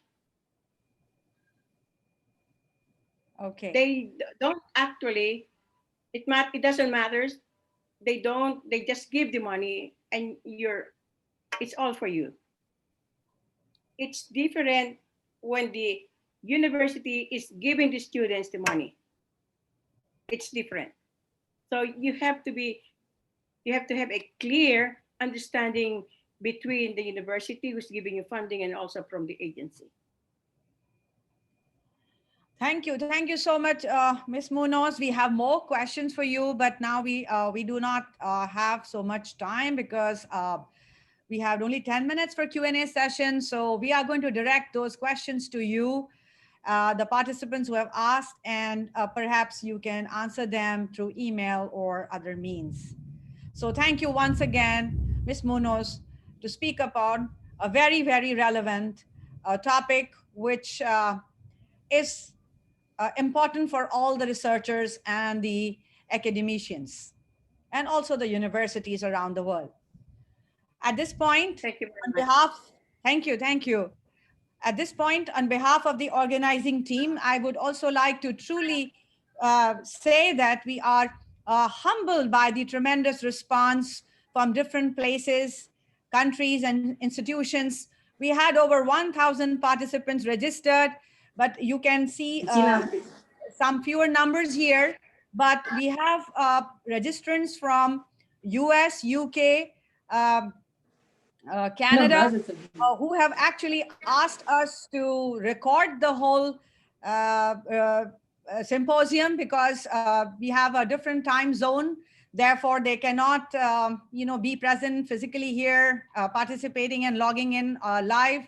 So we have these from cross-disciplinary, professional, academic, and research areas coming together on this platform to join hands to nurture the nature with natural products. Now I request Dr. Divina Amelin, full professor at De La Salle University and the director of College of Science Center for Natural Science and Environmental Research. In short, we call it CENSOR, to give her closing remarks and vote of thanks. Over to Dr. Amelin. Okay, a pleasant afternoon to all, and we come to the end of the symposium. Time really flies when we are enjoying, correct? Anyway, let me again, at this closing instance, to thank you all for having joined this international symposium on the sustainable solution with innovations and research on natural products, which is a joint symposium of the Department of Biology, Caruña Institute of Technology and Sciences, and the De La Salle University in Manila, through CENSOR, and also the Environmental Biomonitoring Research Unit of CENSOR. So your presence has really made, or your participation has really made this symposium a successful event, and I am grateful to each and every one of you. I am really happy also and deeply gratified that this symposium become a global gathering. No? As Dr. Siva has mentioned, all the participations from different parts of the world, a global event and a global platform which brings together different players and actors of research community from different parts of the world. So prior to the symposium, we have set up an objective for this symposium, that is to provide a perfect platform for the interaction among scientists, researchers, professors, experts, members, students from different reputed research institutions, universities, and colleges across the globe. So I'm happy to note that the objective has been attained. The output of this symposium will definitely inform and feed into the process underway preparing for the succeeding years, leading to research collaboration. Okay, so word of mouth, it can transpire to all disciplines. So let me summarize what had transcribed from the symposium. Let me first recall the figures. Well, I don't have to mention it because Dr. Siva already mentioned the total number of participants who registered, and which includes from 18 countries and 200 plus institutions. So that many participation from different stakeholders. So the symposium was opened by an opening prayer from Dr. Billy Joel R. Marines of De La Salle University Biology Department, followed by an invocation song from the Carunia Choir of Kids. We also enjoyed the very encouraging welcome remarks from Dr. John Kurian, the Dean of the School of Agriculture and Biosciences of Kids. And we had witnessed outstanding presentation and rich discussion, particularly during the question and answer section of the presentation. We had 4 presentations. 2 were speakers from the De La Salle universities, and both are scientists in residence of Sensor, and also 2 eminent scientists from the Department of Biotechnology in Kids. The focus of the talks is on the natural products, and it encompasses science from basic to applied science. More importantly, including industry-driven research, as have been mentioned by our last speaker. So all the speakers underscored the crucial role of science and technology. So let's continue on to further progress in research and science and technology, not only a natural product, but different disciplines. Let's all connect. Let's not stop linking. So let me conclude with sincere word of thanks, and I would like to express my sincere gratitude to the following who made this symposium a success. From the Coruña Institute of Technology and Sciences, I'd like to acknowledge and thank Dr. Paul Dinacaran, the Chancellor of Kids, Dr. Manar Jawahar, the Vice Chancellor of Kids, Dr. E.J. James, a Pro Vice Chancellor for Research and Collaboration, Dr. Riding Waller, a Pro Vice Chancellor for Quality Standard, Dr. Lazar Matthew, a Pro Vice Chancellor for Policy, Planning and Implementation, Dr. Elijah Blessing, Registrar, Dr. Sajan Kurian, Dean of the School of Agriculture and Biosciences, Dr. Jibu Thomas, Head of the Department of Biotechnology, and of course, Dr. Janet Benila, Professor of the Department of Biotechnology. On the side of the De La Salle University, I'd like to thank Brother Raymond Solpulido, of the President of the LSU, Brother Bernard Oka, our Chancellor, Dr. Raymond Gerard Tan, the Vice Chancellor for Research and Innovation, Dr. Glenn Villalea, the Dean of the College of Science, Dr. Mary Jane Flores, the Chair of the Department of Biology, of course, Dr. Siva Alam, our MC, Head of the Environmental Biomonitoring Research Unit of Sensor and the Faculty of Biology, Dr. Billy Joel Almarines, a member of the Biological Control Research Unit of Sensor and also Faculty of Biology, and 2 of our university research associates who helped us compiling all the questions for the Q&A, Ms. Maria Criselda de la Cruz, Mr. Brandon Cyril Lira, and lastly, the Secretary of Sensor, Ms. Darlene Caliguran. So, ladies and gentlemen, dear colleagues and fellows, let me end with this teamwork quote. Only together, we will make things happen. So, bye for now, and see you again in another occasion. So, and we wish you all a pleasant day. And once again, thank you very much. Thank you. Thank you, Dr. Amelin. Thank you so much. On behalf of Censor, De La Salle University, Philippines, and the Karunya Institute of Technology and Science, India, we thank you all for making time in your busy schedules to join us here today. Coming together is a beginning, staying together is progress, and working together is success, as Dr. Amelin said. We hope and pray that we get many more platforms in the near future to share knowledge and information and continue to make efforts towards the betterment of societies.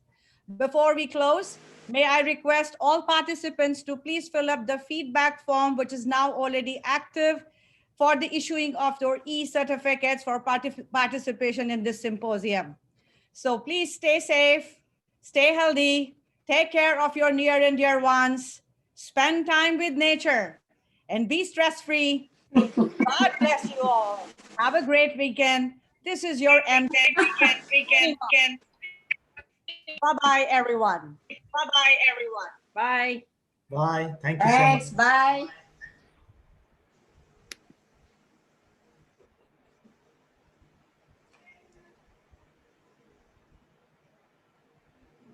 Yeah, Dr. Seba can end the meeting for all. Thank you. Eh, nagbukas ako kasi ano eh. Dr. Jibo, I'm just off waiting na. for I still see attendees. I'm just waiting for the attendees to sign off. Fill up No. that feedback. No, you I think you they're can filling up you the can end the feedback meeting for form. all, ma'am. That will be great. Okay, so I mean, like, shall we not wait for the attendees to leave? No. Once the meeting is over, they'll leave parallelly. Okay. What about the e-certificates? That's automatic? It's automatic. That's happening parallelly. All right. Thank you, everyone. Thank you very much. We can talk about the whole thing later. Yeah. Yes, yes. Congratulations to everyone. Yes, Congratulations yes, to yes. each one of you. Congratulations. Yes, Thank you all once again. Bye-bye. We had a very smooth going and no internet problem so far. So thank you so much. Thank you. Bye-bye. Bye.